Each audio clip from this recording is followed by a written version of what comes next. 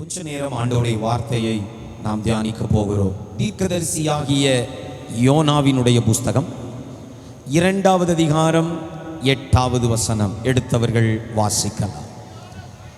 பொய்யான மாயையை பற்றி கொள்ளுகிறவர்கள் தங்களுக்கு வரும் கிருபையை போக்கடிக்கிறார். ஆண்டவர் நம்மோடு கூட பேசுவாராக. கிருபையை போக்கடித்தோரும் பற்றி கொண்டோரும் என்ற தலைப்பில் கொஞ்ச நேரம் நாம் வசனங்களை தியானிப்போம். ஆண்டவருடைய வார்த்தை ஜீவன் உள்ளது. ஆமென். வசனத்தை கேட்கிற போதே அது நம்மை உயிர்ப்பிக்கிறது. வசனத்தை கேட்கிற போதே அது நம்மை சுகமாக்குகிறது. வசனத்தை கேட்கிற போதே அது வழிகளை திறக்கிறது. ஆண்டவர் இந்த காலை வேளையிலையும் வசனம் கேட்க வந்திருக்கிற பிள்ளைகளோடு தம்முடைய வார்த்தையை அனுப்புவாராக. ஹல்லேலூயா. கிருபையை போக்கடித்துக் கொள்கிறார்கள் என்று நாம் வாசித்தோம். கிருபை என்றால் என்ன? கிருபை என்பது தேவன் தம் ஜனத்திற்கு போடுகின்ற பிச்சை அல்ல, அது தேவன் தம் ஜனத்திற்கு வைத்திருக்கின்ற பொக்கிஷமாயிருக்கிறது. ஹல்லேலூயா. கர்த்தருக்கு ஸ்தோத்திரம். எதுவுமே என்னால் முடியாது என்று சொல்பவன் தகுதியிலிருந்து அதை சொல்லும்போது, எல்லாம் என்னால் செய்ய முடியும் என்று சொல்கிற நாமோ கிருபையை நம்பி அதை சொல்லுகிறோம். கிருபை என்பது ஆறுதல் பரிசாய் நொடிந்து போன, நைந்து கிடக்கின்ற, தொய்ந்து போன ஒருவருக்கு தரப்படுகின்ற ஒன்றல்ல. தேவன் மனிதனுக்காக ஆதி முதல் திறந்து கொண்டிருக்கிற பொக்கிஷமாக அது இருக்கிறது. டி.எல். மூடி கிருபையை குறித்து இப்படி சொல்லுகிறார், வேண்டுமானால் எழுதி கொள்ளுங்கள். அது சொட்டு நீர் பாசனம் அல்ல, ஒரு சிறு செடிக்காக திறக்கப்படும் மாபெரும் வெள்ளம் என்று சொல்லுகிறார். ஹல்லேலூயா. ஒரு சிறு செடிக்காக சொட்டு சொட்டாய் விடப்படுகின்ற சொட்டு நீர் அல்ல. ஆமென். ஒரு சிறு செடிக்காக ஒரு அணையே திறக்கப்பட்டு வடிந்து வருகிற மாபெரும் வெள்ளம்தான் கிருபையாக இருக்கிறது. இந்த வசனத்தை கேட்கிற உங்களுக்கு சொல்லுவேன், தேவன் நம் மீது கிருபைகளை தருகிறார். ஒவ்வொரு நாளும் நாம் நிற்பது அவருடைய கிருபை. எத்தனை பேர் ஆமேன் சொல்லுவீங்க? கிருபை என்பது ஏதோ பிழைத்து போ என்று சொல்வதல்ல. கிருபை என்பது நம்மை செழிப்புள்ளவர்களாய் நிறுத்துவது. நான் ஒரு எடுத்துக்காட்டு உங்களுக்கு சொல்லட்டும். கர்த்தர் நல்லவர். இரக்கத்திற்கும் கிருபைக்கும் மாபெரும் வித்தியாசம் இருக்கிறது. இரக்கம் என்பது நான் செய்தவைகளுக்காக என்னை தண்டிக்காமல் விடுவது. ஆனால் கிருபை என்பதோ நான் செய்யாதவைகளுக்காகவும் என்னை சேர்த்து ஆசீர்வதிப்பது. அல்லேலூயா. ஆமென். ஒரு குழந்தை தவறு செய்கிறது, அது சாரி கேட்குது, நான் இரக்கப்படுகிறேன் அப்படின்னா என்ன அர்த்தம்னா, சரி அங்கிள் ஒன்று அடிக்க மாட்டேன் போ. ஆனால் அந்த குழந்தை தவறு செய்கிறது, என்கிட்ட வந்து சாரி கேட்குது, நான் கிருபை கொடுக்கிறேன் என்றால் மன்னித்து விடுவது மாத்திரமல்ல, என் கையில் இருக்கிற சில பரிசுகளையும் கொடுத்து, இனி செய்யாதே, இந்த பரிசுகளையும் நீ வைத்துக்கொள் என்று சொல்வேனானால் அதற்கு பெயர் கிருபை. நம்முடைய ஆண்டவர் வெறுமனே பாவ மன்னிப்பை மாத்திரம் தந்து, ஆமென், நம்மை மன்னித்து மாத்திரம் விடவில்லை, நம்முடைய ஆமென் பாவங்களை மன்னித்து நம்மை அவருடைய பிள்ளைகளாக மாற்றி உன்னதத்திலேயும் நிறுத்தி இருக்கிறார். அதுதான் அவருடைய கிருபை. புரிஞ்சவங்க ஆமென் சொல்லுங்களேன். இங்கே ஒரு குட்டி தம்பி இருக்கிறான், கீழே விழுந்திருக்கிறான் வைங்க. குழியிலே விழுந்து கிடக்கிற இந்த தம்பியை கை கொடுங்க தம்பி, நான் இப்போ தூக்கி ஏன் கூட நிறுத்தி கொள்கிறேன், என்னோடு ஸ்தானத்தில் நிறுத்தி கொள்ளுகிறேன். இதற்கு பெயர் இரக்கம். ஐயோ பாவம், நீ விழுந்து கிடந்த, உனக்கு நான் வாழ்க்கை தர்றேன் அப்படின்னு சொன்னால் அது இரக்கம். ஆனால் நான் என்ன பண்ணுறேன், என்னைய விட்டுருங்க. ஆண்டவர் என்ன பண்ணுறாரு, உளையான சேற்றிலிருந்து என்னை தூக்கி எடுத்து என்னை நான் நிற்க வேண்டிய தன் தளத்தில் நார்மலான ஒரு பூமியில் நிறுத்தாமல் என்னை அழைத்து கொண்டு போய் இந்த சேர்ல ஏறுங்க தம்பி, ஆமேன், அவர் கண்மலையின் மேல் நிறுத்துகிறார். ஏறுங்க பார்க்கலாம். என்னை கண்மலையின் மேல் நிறுத்தி நான் வழுவாதபடி என் கால்களை உறுதிப்படுத்தி, ஆமேன், அநேகர் பார்க்கும்படி என் தலையை உயர்த்துவார் என்றால் அதற்கு பெயர் கிருபை. ஒரு ஆமேன் சொல்லுங்களேன். கவனிங்கள், நான் விழுந்து கிடந்தது எங்கே? உளையான சேற்றில். ஆக்சுவலாக என்ன அவர் எங்கே நிறுத்தி இருக்கலாம்? மேலே தூக்கி விட்டு நான் நிற்க வேண்டிய ஒரு வழக்கமான இடத்துல நிறுத்தி இருக்கலாம். ஆனால் ஆண்டவர் எப்படி செய்கிறார்? அவருடைய கிருபையின் பிரவாகம், அவருடைய கிருபையின் பெருவெள்ளம் எங்கே கொண்டு போது தெரியுமா? உளையான சேற்றிலும் படுகுழியிலும் இருந்த என்னை தூக்கி எடுத்து, ஆமாம், பிழைச்சி போன்னு சொல்லாம என்னை உயர்ந்த கண்மலையிலே நிறுத்தி, என்னை வலுவாமல் என் கால்களையும் உறுதிப்படுத்தி, அநேகர் பார்க்கும்படி என் தலையை கனப்படுத்துகிறார் என்றால் அதற்கு பெயர் கிருபை.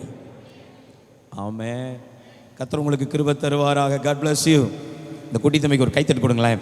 தேங்க்யூ. ஹல்லேலூயா. சங்கீதம் 40 1 முதல் 3 வசனம் சீக்கிரமா வாசிங்க பார்க்கலாம். ஆமென். கர்த்தருக்காக நான் பொறுமையோடு காத்திருந்தேன். அவர் என் பக்கமாய் சாய்ந்து என் கூப்பிடுதலை கேட்டார். பயங்கரமான குழியிலும் உளையான சேற்றிலும் இருந்து என்னை தூக்கி எடுத்து என் கால்களை நேரே கண்மலைக்கு கொண்டு போய் அங்கே என்னை நிறுத்தி, என் பாதம் திரும்ப குழிக்கு வராமல் சேற்றுக்கு வராமல் என் பாதங்களை அங்கே உறுதிப்படுத்தி, நமது தேவனை துதிக்கும் புது பாட்டை அவர் என் வாயிலே கொடுத்தார். அநேகர் அதை கண்டு பயந்து, அதுதான் கிருபை. எத்தனை பேர் இந்த கிருபையை வாழ்க்கையில் உணர்றீங்க? தகுதியே இல்லை, ஆனால் அவர் தூக்கி நிறுத்தி இருக்கிறார். தகுதியே இல்லாத இடங்களில் நம்மை வாழ வைக்கிறார். தகுதியே இல்லாத நாமங்களை அவர் நமக்கு தருகிறார். தகுதியே இல்லாத மதிப்புகளை அவர் உண்டாக்குகிறார். அதற்கு பெயர் கிருபை. அல்லேலூயா. கர்த்தர் நல்லவர். இதற்கு ஒப்பாய் புதிய ஏற்பாட்டிலே எபேசியர் எழுதின பவுலின் நிருபம் 2வது அதிகாரம் வசனங்கள் 1 முதல் 7 வரைக்கும் நாம வாசிக்க போகிறோம். அக்கிரமங்களினாலும் பாவங்களினாலும் மரித்தவர்களாயிருந்த உங்களை உயிர்ப்பித்தார்.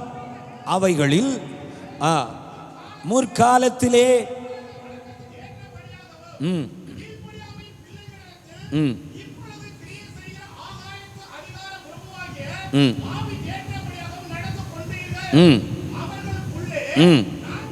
நாம் எல்லாரும் முற்காலத்திலே நமது மாம்ச இச்சையின்படியே நடந்து, நமது மாம்சமும் மனசும் விரும்பினவைகளை செய்து, சுபாவத்தினாலே மற்றவர்களைப் போல கோபாக்கினையின் பிள்ளைகளாயிருந்தோம். யாராயிருந்தோம்?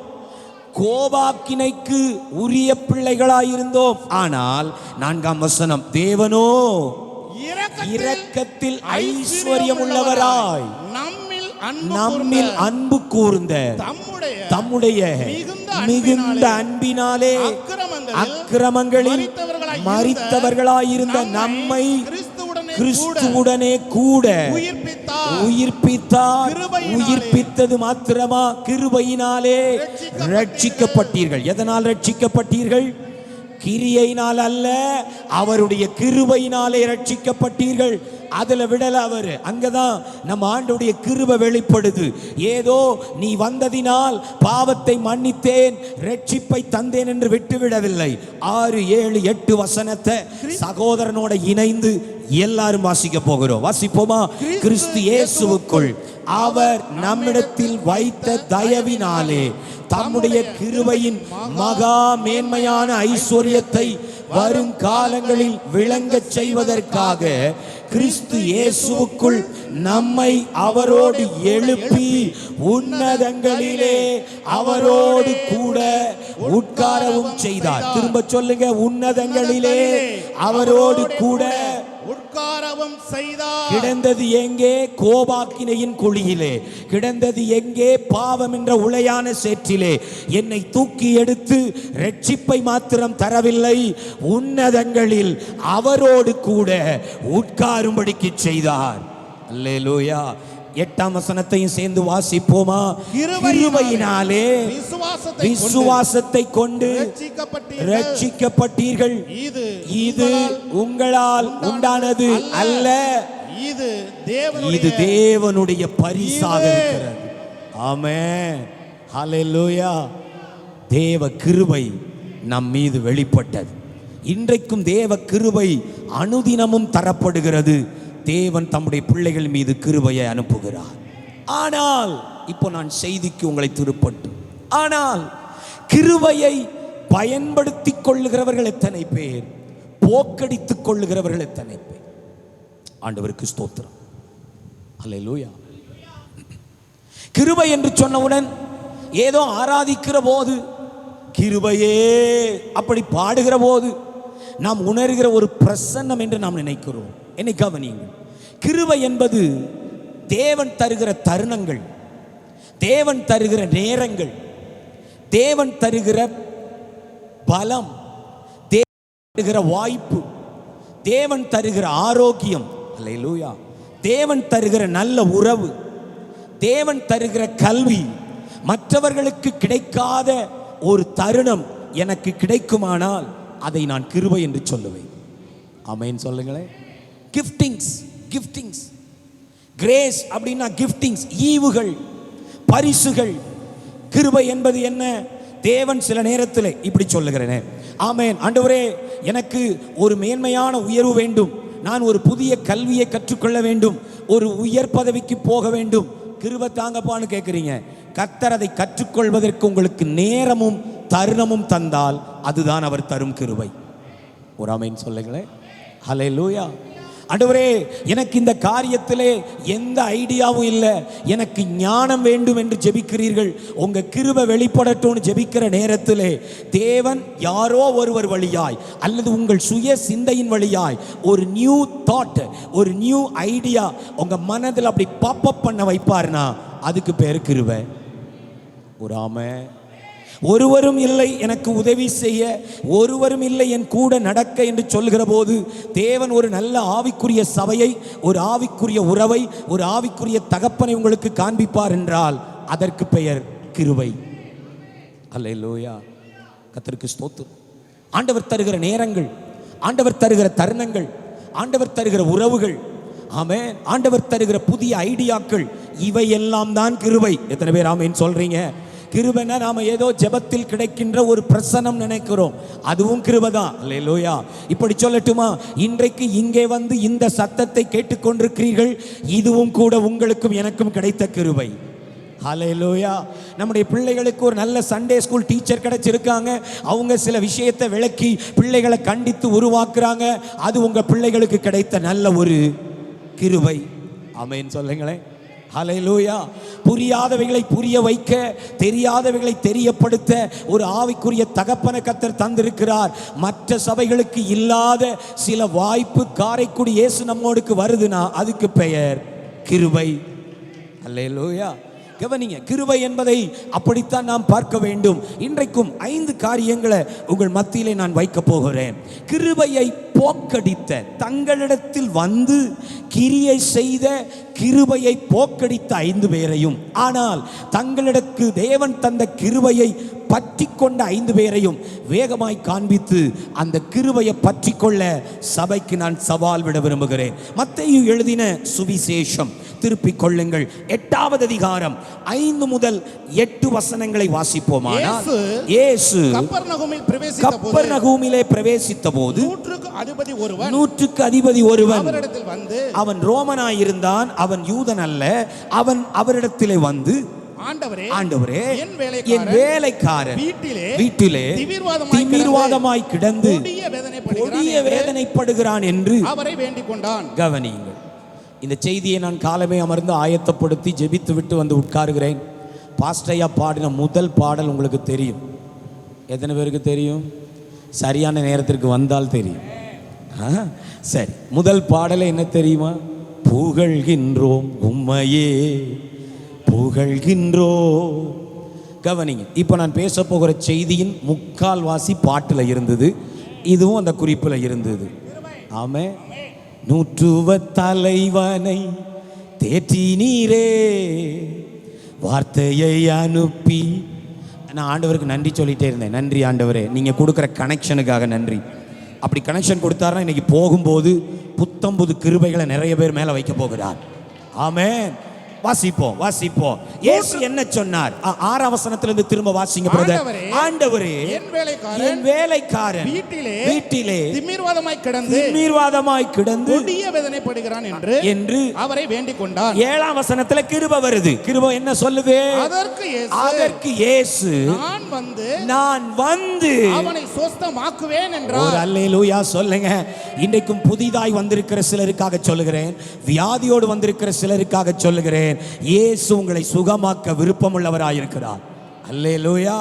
யாருனே தெரியாது, தன் இனத்தைச் சேர்ந்தவன் அல்ல, ஒரு யூதன் அல்ல, யெகோவாவை ஆராதிக்கிறவன் அல்ல, ஒரு அயலான், அந்நியன்.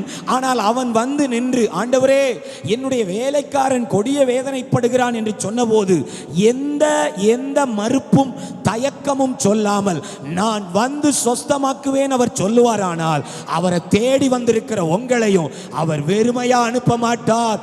இன்றைக்கு அவர் உங்களை சுகமாக்கி இருக்கிறார், சுகமாக்கி கொண்டிருக்கிறார், சுகமாக்க போகிறார். எத்தனை பேர் விசுவாசிக்கிறீங்க? நீங்கள் வியாதியோடு இருப்பதை தேவன் சகித்துக் கொள்ளுகிறவர் அல்ல. அல்லேலூயா. நான் வந்து சுகமாக்குவேன். அதுதான் ஆண்டவருடைய விருப்பம். I will come to your house. நான் உன் வீட்டுக்கு வர விரும்புகிறேன். 100க்கு அதிபதி, நீ ரோமனாய் இருக்கலாம், நீ என் இனத்தை சேராதவனாய் இருக்கலாம். என்னை கவனியுங்கள். யூதர்களுக்கும் ஆமென் ரோமர்களுக்கும் ஒரு பெரிய இடைவெளி உண்டு. யூதர்கள் இப்போது இருக்கிற பிராமணர்களை விட 100 மடங்கு வைராக்கியம் உள்ளவர்கள். அவர்கள் பார்வையிலே தங்களை தவிர மற்ற புறஜாதிகள் எல்லாம் நாய்களுக்கு சமமானவர்கள். அவர்கள் வீட்டுக்குள் பிரவேசிக்க மாட்டார்கள், அவர்களை தங்கள் வீட்டுக்குள் விடமாட்டார்கள். கவனிங்கள், இதற்கு எக்ஸாம்பிள் நீங்க சமாரியாவை பாருங்களேன். சமாரியா ஸ்திரீட்ட போய் தாகத்துக்கு தானு கேட்டா அந்த பெண் சொல்லுகிறாள், நீர் யூதனாய் இருக்க என்கிட்ட தண்ணி வாங்கி குடிக்கலாமா? அந்த அளவுக்கு ஒரு பெரிய இடைவெளி. கவனிங்கள், அப்படி இருக்கிற நேரத்தில் இயேசு கிறிஸ்து இந்த வார்த்தையை சொல்லுவது கிருபை. ஆமென். எப்பா உனக்கு தகுதி இல்லை, நீ பாத்திரனாய் இல்லை, எனக்கு தெரியும் நீ யூதன் இல்லை என்று, எனக்கு தெரியும் நீ ஒரு ரோம வீரன் என்று, எனக்கு தெரியும் என் மக்களால் நீ பகைக்கப்படுகிறவன் என்று. But I will come and heal him. நான் வந்து அவனை சுகமாக்குவேன் என்று ஒரு கிருபை வெளிப்படுகிற போது இங்கே இருக்கிற நீங்களும் நானும் என்ன சொல்லி இருப்போம்? வாங்க ஆண்டவரே, பெரிய புண்ணியம் அது அப்படின்னு சொல்லி இருப்போம். அவன் என்ன சொன்னான் தெரியுமா? 8ஆம் வசனம். 100க்கு அதிபதி பிரதியுத்தரமாக ஆண்டவரே நீர் என் வீட்டுக்குள் பிரவேசிக்க நான் பாத்திரன் அல்ல. வந்த கிருபையை போக்கடிக்க கிருபை வருது. நான் வருவேன், உன் வீட்டிற்கு நான் வருவேன், நான் வந்தவனை சொஸ்தமாக்குவேன்னு சொன்னா இந்த மனிதன் ஒரு எல்லையை இயேசுவுக்கு போடுகிறான். என் வார்த்தையை கவனிக்க. He set an boundary for Jesus. இயேசுட்ட என்ன சொல்றான்? ஆண்டவரே நீர் என் வீட்டுக்குள் வருவதற்கு நான் பாத்திரன். ஒரு வார்த்தை மாத்திரம் சொல்லும், அப்பொழுது வேலைக்காரன் சொஸ்தமாவான். அந்த விசுவாசம் நல்லது. இயேசு அந்த விசுவாசத்தை பாராட்டினார். இயேசு அந்த விசுவாசத்தை மெச்சிக்கொண்டார். அந்த விசுவாசம் அவன் வேலைக்காரனை சுகமாக்கியது. ஆனால் தனக்கு வந்த கிருபையையோ அவன் போக்கடித்து விட்டான். அல்லேலூயா. இன்றைக்கும் என்னை கவனிங்கள். சுகத்திற்காக மட்டும், இம்மைக்காக மட்டும், ஆசீர்வாதத்திற்காக மட்டும், ஏதோ ஒரு நன்மை நடந்தால் போதும் என்பதற்காக மட்டும் ஆலயத்தில் வந்து இயேசுவை தேடுகிற ஜனங்கள் உண்டு. அவர்கள் தங்களுக்கு வரும் கிருபையை போக்கடிக்கிறார்கள். ஆனால் பற்றி கொள்ளுகிறவர்கள் என்ன செய்வார்கள் தெரியுமா? சக்கேயு என்ற மனிதனை குறித்து உங்களுக்கு தெரியும். அவனும் கூட தகுதி இல்லாதவன், அவனும் கூட பாவத்தில் ஊறி திளைத்தவன், அநியாயமாய் சொத்து சேர்த்தவன், அவனும் ஊராரால் ஒதுக்கப்பட்டவன். ஊரிலே அவனுக்கு நற்பெயர் நற்சாட்சி இல்லை. ஆனால் இயேசு எப்படிப்பட்டவரோ என்று பார்க்க ஒரு காட்டத்தி மரத்தில் ஏறி அமர்ந்திருக்கிறான். என்னை கவனியுங்கள். அவன் வாழ்க்கையில் 3 பிரச்சனை. 1, அவன் செய்த பாவங்கள் இயேசுவை அணுக விடாமல் ஒரு தயக்கத்தை உண்டாக்குகிறது. 2, அவன் ஊரிலே இருந்த மக்கள் அவன் இயேசுவை பார்க்க அனுமதிக்க மாட்டார்கள், அவனுக்கு தெரியும். 3, அவனுடைய சரீர பிரச்சனை. அவன் உயரமாய் இல்லாததினால் இயேசுவை எளிதில் பார்க்க முடியல. 3 தடைகளையும் தாண்டி காட்டத்தி மரத்தில் ஏறியாகிலும் அந்த இயேசுவை பார்ப்பேன்னு வந்து நிற்கிறான். இயேசு அந்த மரத்தின் அடியிலே வந்து நின்றபோது அண்ணாந்து பார்த்து சொன்னார், சக்கேயுவே இறங்கி வா, நான் இன்றைக்கு உன் வீட்டிலே, சொல்லுங்க இன்றைக்கு உன் வீட்டிலே இந்த சக்கேயு தனக்கு கிருபை வந்தது, கிருபை கிடைக்கிறது, அவன் போக்கடிக்கவில்லை. பைபிள் சொல்கிறது அவன் சந்தோஷத்தோடே இறங்கி வந்து இயேசுவை தன் வீட்டுக்கு அழைத்து கொண்டு போனான். அந்த வீட்டுக்குள் நுழைந்த போது இயேசு சொன்ன வார்த்தை, இன்றைக்கு இந்த வீட்டுக்கு ரட்சிப்பு வந்தது. ஆமென். என்னை கவனிங்கள் சகோதரா, சுகம் அல்ல விலையேற பெற்றது. சுகம் எல்லாருக்கும் கிடைக்கும், அற்புதம் எல்லாருக்கும் நடக்கும். ஆனால் ஆண்டவர் உனக்கு தர விரும்புகிற ரட்சிப்போ, ஆண்டவர் உன்னோடு உறவாட விரும்புகிற அந்த உறவோ, அது விலையேற பெற்ற பொக்கிஷம். அது பிள்ளைகளுக்கு மாத்திரமே கிடைக்கின்ற ஈவு. ஹல்லேலூயா, கர்த்தருக்கு ஸ்தோத்திரம். இன்றைக்கும் அநேக தேவ பிள்ளைகள் தங்களுக்கு வரும் கிருபையை எப்படி போக்கடிக்கிறோம் தெரியுமா? இயேசுவுக்கு ஒரு எல்லையை வைக்கிறோம். ஆண்டவரே, இதுவரைக்கும் வாங்க, என் சரீரத்தில் சுகம் இல்லை, நீங்கள் சுகமாக்குங்க. என் குடும்பத்தில் பிரச்சனை, நீங்கள் சுகமாக்குங்க. என் குடும்பத்தில் தரித்திரம், நீங்கள் எங்களை செழிப்பாக்குங்க. என் கணவனிடத்திலிருந்து சில பிரச்சனை, அவரை சரிப்படுத்துங்க. என் பிள்ளைங்கள்ட்ட ஆமேன் சில பாவங்கள், அவங்கள சரிப்படுத்துங்க. இதையெல்லாம் கேட்குறோம். ஆனால் அதை தாண்டி இயேசு நம்முடைய உள்ளத்தை உறவாட எதிர்பார்க்கும் போது, இயேசு நம்முடைய வீட்டிலே தங்க விரும்புகிற போது, நாம் அதுக்கு ஒரு எல்லையை வைத்து சொல்லுகிறோம், போதும் ஆண்டவரே, நான் அவ்வளவெல்லாம் தகுதியானவன் அல்ல. கிருபையை போக்கடிக்கிறோம். இம்மைக்கானவைகளை மாத்திரம் விரும்பி மறுமைக்கான தேவ உறவை நாம் மறுப்போமானால் கிருபையை போக்கடிக்கிறோம். வாலிப தம்பி தங்கச்சி கவனிங்கள். தாய் தகப்பனுக்காக மாத்திரம் தேவனை தேடி, பதவிக்காக படிப்புக்காக மாத்திரம் தேவனை தேடி, உயர்வு வரும் ஐஸ்வர்யம் வரும் என்பதற்காக மாத்திரம் தேவனை தேடி தேவனுடைய உறவையோ அசட்டை செய்வோமானால் கிருபையை போக்கடிக்கிறோம். ஆண்டவர் இந்த காலவேளையில் நம்மோடு பேசுகிறார். தங்களுக்கு வரும் கிருபையை போக்கடிக்கிற ஒரு நூற்றுக்கதிபதியாய் அல்ல, சந்தோஷமாய் அவரோடு உறவாடுகிற ஒரு சக்கேயுவாக கர்த்தருக்கு நம்முடைய இருதயங்களை திறப்பாராக. ஒரு ஆமென் சொல்லுங்களேன். Allow Jesus in all your area of life. உங்கள் வாழ்க்கையின் எல்லா பகுதியிலையும் இயேசுவை வரவேறுங்கள். ஆமென். அவர் எங்கே எங்கே ஆளுகை வைக்க விரும்புகிறாரோ அங்கே எல்லாம் அவர் ஆளுகை செய்யட்டும். ஆண்டவரே, சுகத்தை மட்டும் தந்துருங்க, என் வாழ்க்கையை தொடாதீங்கன்னு சொல்லாதீங்க. ஆண்டவர் உங்கள் வாழ்க்கையை தொட விரும்பினா, ஆண்டவர் உங்கள் இருதயத்தை ஆமேன் கேட்டு விரும்பினா, ஆண்டவர் உங்கள் வாழ்க்கையை மாற்ற விரும்பினா, உங்கள் குணத்தை மாற்ற விரும்பினா, நீ எனக்கு தேவை, நீ என் பிள்ளையா இருக்கணும், நான் உனக்கு தகப்பனா இருக்கணும், உறவை விரும்பினால் கரங்களை தூக்கி சொல்லுங்கள், ஆண்டவரே உம்மை நான் வரவேற்கிறேன். என் வாழ்க்கையின் எல்லா பகுதியிலேயும் நீ ராஜாவா இருப்பீராக. ஆமென். அல்லேலூயா. இன்னொரு நூற்றுக்கதிபதியை காண்பிக்கிறேன். அப்போஸ்தலர் 10ஆம் அதிகாரத்தில் கொர்நேலியு அப்படின்னு ஒரு நூற்றுக்கதிபதி. அவனும் ரோமன் தான், அவனும் புறஜாதியான் தான் இல்லையா? ஆனால் அவரும் ஜெபித்துக் கொண்டிருக்கிறார், தான தர்மங்களை செய்கிறார், தெய்வ பக்தி உள்ளவர் என்று வேதம் நமக்கு அவரை பற்றி சான்று சொல்லுகிறது. ஆண்டவர் அவருடைய வீட்டிற்கு தேவ ஊழியன் பேதுருவை அனுப்பிய போது சந்தோஷமாய் கிருபையை ஏற்றுக்கொண்டவன். ஹல்லேலூயா. சந்தோஷமாய் கிருபையை ஏற்றுக்கொண்டவன். அந்த வீட்டில் நடந்தது என்ன தெரியுமா? அவனும் அவன் வீட்டாரும் அவனுடைய உறவினர்களும் பரிசுத்த ஆவியினால் நிரப்பப்பட்டார்கள், ரட்சிக்கப்பட்டார்கள். கொர்நேலியுவின் வீட்டிலே ஒரு திருச்சபையே ஆரம்பமாயிற்று. என் அன்பு சகோதரா, தேவன் உங்கள் மேலே பெரிய திட்டங்களை வைத்திருக்கும் போது, தேவன் உங்கள் மேலே பெரிய பெரிய நோக்கங்களை வைத்திருக்கும் போது, தேவன் தனக்காக தன் ராஜ்யத்திற்காக உங்களை பயன்படுத்த விரும்பி அழைக்கிற போது நீங்கள் அவருக்கு எந்த எல்லையும் போட்டு விடாதிருங்கள். நீங்கள் அவருக்கு ஒருபோதும் ஒரு குறிப்பிட்ட இடத்தை மட்டும் தந்து இதோடு நிறுத்திக் கொள்ளும் என்று சொல்லி கிருபையை போக்கெடுத்து விடாதிருங்கள். இந்த கிருபை உங்கள் வாழ்க்கையை மாற்றப் போகிறது. இயேசு, நான் வருவேன், உன் வாழ்க்கையிலே நான் கிரியை செய்வேன், உன்னை நான் மாற்ற விரும்புகிறேன், உன்னோடு தங்க விரும்புகிறேன், உன்னோடு உறவாட விரும்புகிறேன் என்று இன்றை கால வேளையில் உங்களை அழைப்பாரானால் மனம் திறந்து அவரை இருதயத்தில் ஏற்றுக்கொள்ளுங்கள். இந்த இயேசு வருவாரானால் உங்க வாழ்க்கை மாறும், உங்க குடும்பம் மாறும், உங்க எதிர்காலம் மாறும். அல்லேலூயா. சில வாரங்களாய் சபைக்கு வந்திருக்கிறவர்களுக்கான நற்செய்தி இது. உங்கள் இருதய கதவுகள் அவருக்கு திறக்கட்டும், உங்கள் இல்லத்தின் கதவுகள் அவருக்கு திறக்கட்டும்.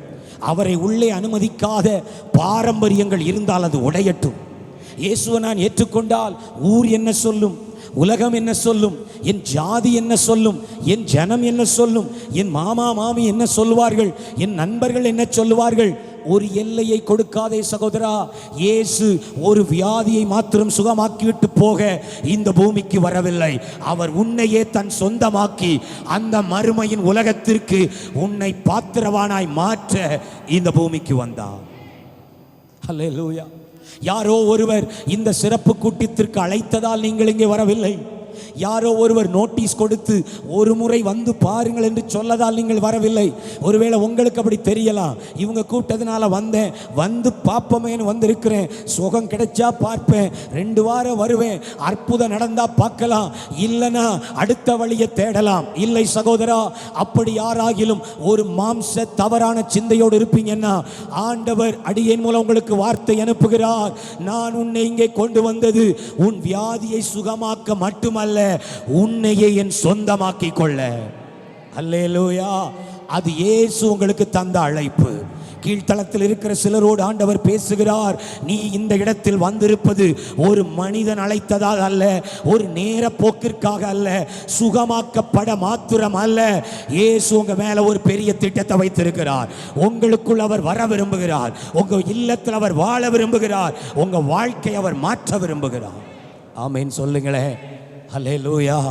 இயேசுவுக்கு ஒரு எல்லையை தந்து கிருபையை போக்கடிக்காதிருங்கள். இந்த ஆலயத்தில் அமர்ந்திருக்கிற விசுவாச பிள்ளைகளோடு பேசட்டும். முழுமையாய் உங்களை அர்ப்பணிக்காமல், முழுமையாய் உங்களை விட்டுக் கொடுக்காமல், வாழ்க்கையின் ஏதோ சில பகுதிகளை உங்கள் சொந்த மூளை அறிவினால் ஆளுகை செய்து கொண்டு கிருபையை போக்கடிக்காதிருங்கள். 100% இயேசு உங்க வாழ்க்கையை ஆளட்டும் பிரதர். 100% இயேசு உங்க உலகத்தை ஆளட்டும். உங்களுக்கான எல்லாவற்றிலும் அவர் மைய புள்ளியாய் இருக்கட்டும். உங்களுக்கான எல்லாவற்றிலும் இயேசு தன்னுடைய ராஜ்யத்தை ஸ்தாபிக்கட்டும். ஆமென் சொல்லுங்களேன். இயேசுவே இவ்வீட்டின் தலைவர் என்று ஒரு பெயர் பலகை போட்டிருப்பதல்ல. நானும் கிறிஸ்தவன் என்று சொல்லி ஞாயிற்றுக்கிழமை மாத்திரம் வேத புத்தகத்தோடு ஆராதனைக்கு வருவதல்ல. அல்லேலூயா. நானும் கிறிஸ்தவன் என்று ஒரு கிறிஸ்தவ பெயர் வைத்திருப்பதல்ல. இயேசுவுக்கென்று முழுமையாய் உங்கள் வாழ்க்கையை ஒப்புக்கொடுத்து உங்கள் வாழ்க்கையின் எல்லா பகுதியிலேயும் அவர் சித்தம் செய்வீர்களானால் நிச்சயம் ஒரு மேன்மை உங்களுக்கு உண்டு. அல்லேலூயா. படிப்பிலே தேவ சித்தம் இருக்கட்டுமே, தொழிலிலே தேவ சித்தம் இருக்கட்டுமே, குடும்ப வாழ்க்கையில் தேவ சித்தம் இருக்கட்டுமே, நீங்கள் தேடுகிற திருமண வாழ்க்கையில் தேவ சித்தம் இருக்கட்டுமே. இயேசு எல்லாவற்றிலும் முதன்மையானவராய், இயேசு எல்லாவற்றிலும் முதல்வராய், அவரே முழுமையானவராய் இருப்பாரானால் அதுவே கிறிஸ்தவ வாழ்க்கை. கிருபையை போக்கடிக்காதிருங்கள். அல்லேலூயா. கிருபை தேடி வருது. நான் வந்து உன் வாழ்க்கையை தொடுவேன், நான் வந்து சுகமாக்குவேன், நான் வந்து மாற்றுவேன் என்று சொல்லுகிற போது இயேசுவின் வருகையை மகிழ்ச்சியாய் ஏற்றுக்கொள்கிறவளாய் இருக்க கர்த்தர் நம்மை அழைக்கிறார். ஆமென். ஹல்லேலூயா. கர்த்தர் நம்மோடு பேசுவாராக. இரண்டாவதாய் கவனிங்க. இரண்டாவதாய் அதே மத்தேயு சுவிசேஷம் 8வது அதிகாரம் 28 முதல் 34 வரையுள்ள வேத வசனங்களை திருப்பி பார்ப்பீர்களா? அவர் அக்கரையிலே கர்கனேசர் நாட்டில் வந்தபோது பிசாசு பிடித்திருந்த 2 பேர் பிரேத கல்லறைகளில் இருந்து புறப்பட்டு அவருக்கு எதிராக வந்தார்கள். அவர்கள் மிகவும் கொடியராய் இருந்தபடியால் அந்த வழியாக ஒருவனும் நடக்க கூடாது இருந்தது. அவர்கள் அவரை நோக்கி இயேசுவே, தேவனுடைய குமாரனே, எங்களுக்கும் உமக்கும் என்ன? காலம் வரும் முன்னே எங்களை வேதனைப்படுத்தவா இங்கே வந்தீரோ என்று கூப்பிட்டார்கள். அவர்களுக்கு கொஞ்ச தூரத்தில் அநேக பன்றிகள் கூட்டமாக மேய்ந்து கொண்டிருந்தன. அப்பொழுது பிசாசுகள், நீர் எங்களை துரத்துவீர், ஆனால் நாங்கள் அந்த பன்றி கூட்டத்தில் போகும்படி உத்தரவு கொடும் என்று அவரை வேண்டிக் கொண்டன. அதற்கு அவர் போங்கள் என்றார். அவைகள் புறப்பட்டு பன்றி கூட்டத்தில் போயின. அப்பொழுது பன்றி கூட்டம் எல்லாம் உயர்ந்த மேட்டிலிருந்து கடலில் பாய்ந்து ஜலத்தில் மாண்டு போயின. அவைகளை மேய்த்தவர்கள் ஓடி பட்டணத்தில் சென்று இந்த சங்கதிகள் எல்லாவற்றையும் பிசாசு பிடித்திருந்தவர்களுக்கு சம்பவித்தவைகளையும் அறிவித்தார்கள். அப்பொழுது கவனியுங்கள், அப்பொழுது அந்த பட்டணத்தார் யாவரும் இயேசுவுக்கு எதிர்கொண்டு வந்து அவரை கண்டு தங்கள் எல்லைகளை விட்டு போகும்படி அவரை வேண்டிக் கொண்டார்கள். 6000 பிசாசுகள் பிடித்திருந்த ஒரு மனிதன், லெகியோன். லெகியோன் என்ற வார்த்தை கிரேக்க வார்த்தை, 6000 அப்படின்னு அர்த்தம். அதுக்கு கவனிங்கள், இந்த லேகியோன் பிசாசு பிடித்திருந்த மனிதனை இயேசு சுகமாக்குகிறார். ஒரு 10 பட்டணங்கள் சேர்ந்த நாட்டுக்கு பெயர் தெக்கப்போலி. அதுதான் கதரேனருடைய நாடுன்னு எழுதியிருக்கு. தெக்கப்போலிஸ் அப்படின்னா 10 பட்டணங்கள் அப்படின்னு அர்த்தம். இந்த 10 பட்டணங்களிலும் ஆயிரக்கணக்கான பிசாசுகளின் அந்தகார ஆளுகை உண்டு. அவைகளினுடைய வெளிப்பாடுதான் இந்த 2 பேர் பிசாசினால் பிடிக்கப்பட்டிருக்கிறார்கள். இனி கவனிங்கள், இந்த தேசத்திற்கு இயேசு வர வேண்டும் என்று முடிவெடுத்து சாயங்காலம் புறப்பட்டு படகிலே வருகிற போதே அந்த பிசாசுகள் அவரை வழியிலேயே நிறுத்த பார்க்கின்றன. ஆமென். பயங்கரமான கொந்தளிப்பு கடலிலே. இதுவரைக்கும் இல்லாத ஒரு எதிர்ப்பை இயேசுவின் ஊழியம் சந்திக்கிறது. இயேசு அவைகளை அடக்கி காலையிலே படகில் கரையில் வந்து இறங்குகிறார். வந்து இறங்கின போதே 2 பேர் வருகிறார்கள். இயேசு அவர்களை சுகமாக்குகிறார். இந்த கதை உங்களுக்கு தெரியும். அல்லேலூயா, கர்த்தருக்கு ஸ்தோத்திரம். அவர்கள் அந்த வழியிலே ஒருவரையும் நடக்க விடாதிருந்தார்கள், கொடியவர்களாய் இருந்தார்கள் என்று வேதம் சொல்லுகிறது. ஆனா கவனிங்க, இயேசு அவர்களை சுகமாக்கின போது, இயேசு அவர்களை விடுவித்த போது அங்கே ஒரு இழப்பை சந்திக்க வேண்டியிருந்தது. என்ன இழப்பு? அங்க பைபிள் சொல்லுகிறது, இந்த பிசாசுகள் என்ன வேண்டிக் கொள்கின்றன? ஆண்டவரே, நீர் எங்களை இவங்களை விட்டு துரத்துனா எங்களை இந்த பன்றிகளுக்குள்ள அனுப்பிடுங்க. நாங்க ஏதாவது ஒரு சரீரத்தில் தான் இருக்க விரும்புகிறோம். எல்லாம் கவனிங்க. ஆமா, பிசாசுகள், ஆவிகள் சரீரம் இல்லை. அவைகள் தங்கள் இச்சையை தீர்த்து கொள்ள வேண்டுமானால் ஏதோ ஒரு சரீரம் அவைகளுக்கு தேவை. அவைகளுக்கு ஒரு உடல் தேவை. அதுங்களுக்கு தம் அடிக்கணும்னு தோணுச்சுன்னா அதுங்களால் அடிக்க முடியாது. ஏன்னா அதுங்களுக்கு என்ன இல்லை? ஒரு சரீரம் இல்லை. அதனால ஒரு மனிதனுக்குள் இறங்கி அந்த மனிதனை ஆசையை தூண்டி அவன் இச்சையை நிறைவேற்றும் போது தங்கள் இச்சையை நிறைவேற்றி கொள்ளும். கவனமா இருக்கணும். பிசாசுகளுக்கு விபச்சாரம் செய்ய விருப்பம் இருக்குமானால் அது செய்ய முடியாது. காரணம், அவைகளுக்கு சரீரம் இல்லை. சரீரம் இருக்கிற ஒரு மனிதனுக்குள், ஒரு மனுஷிக்குள் புகழ்ந்து அதன் வழியாய் தங்கள் இச்சையை தீர்த்து கொள்ளும்.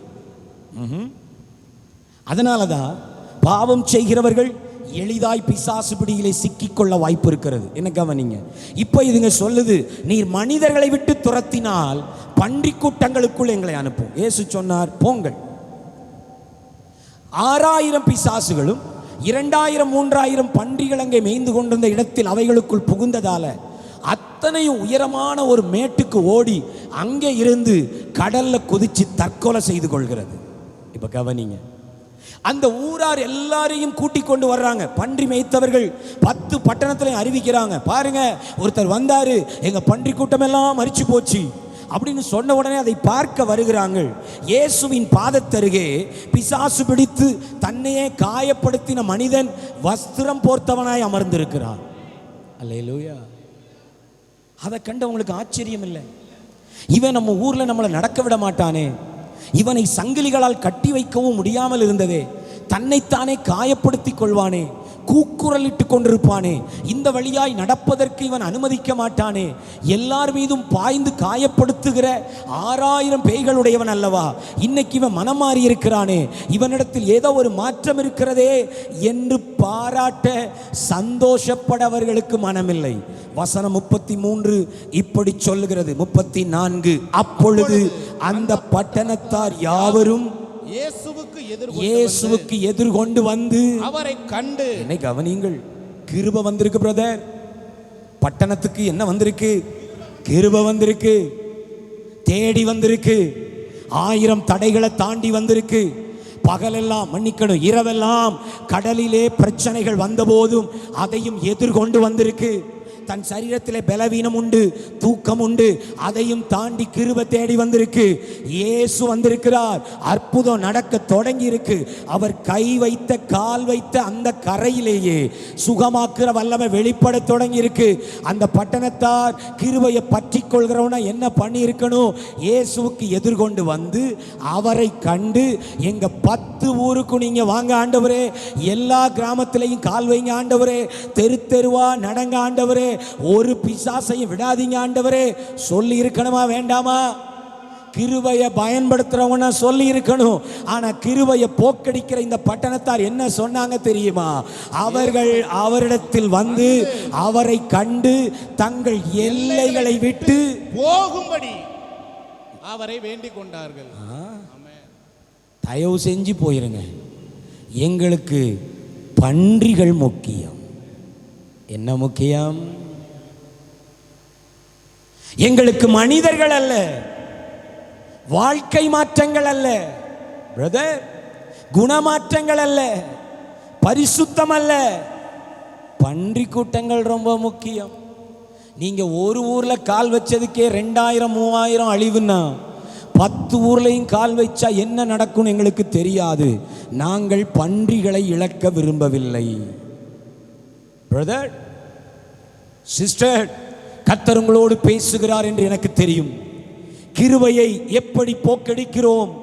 பயங்கரமான அசுத்தாவி, பயங்கரமான விக்கிரகத்தின் பின்னணி, பயங்கரமான படுவாதாளத்தில் இருந்த அளவுக்கான வியாதி, அவைகளில் இருந்து இயேசு குணமாக்கி என் பிள்ளையாயிரு என்று சொல்லும் போது நாம் சில தவறான பாவங்களுக்காக, சில தவறான உறவுகளுக்காக, உலகத்தோடு ஒத்து போகிற வாழ்க்கைக்காக தேடி வந்த கிருபையை போக்கடிக்கும்.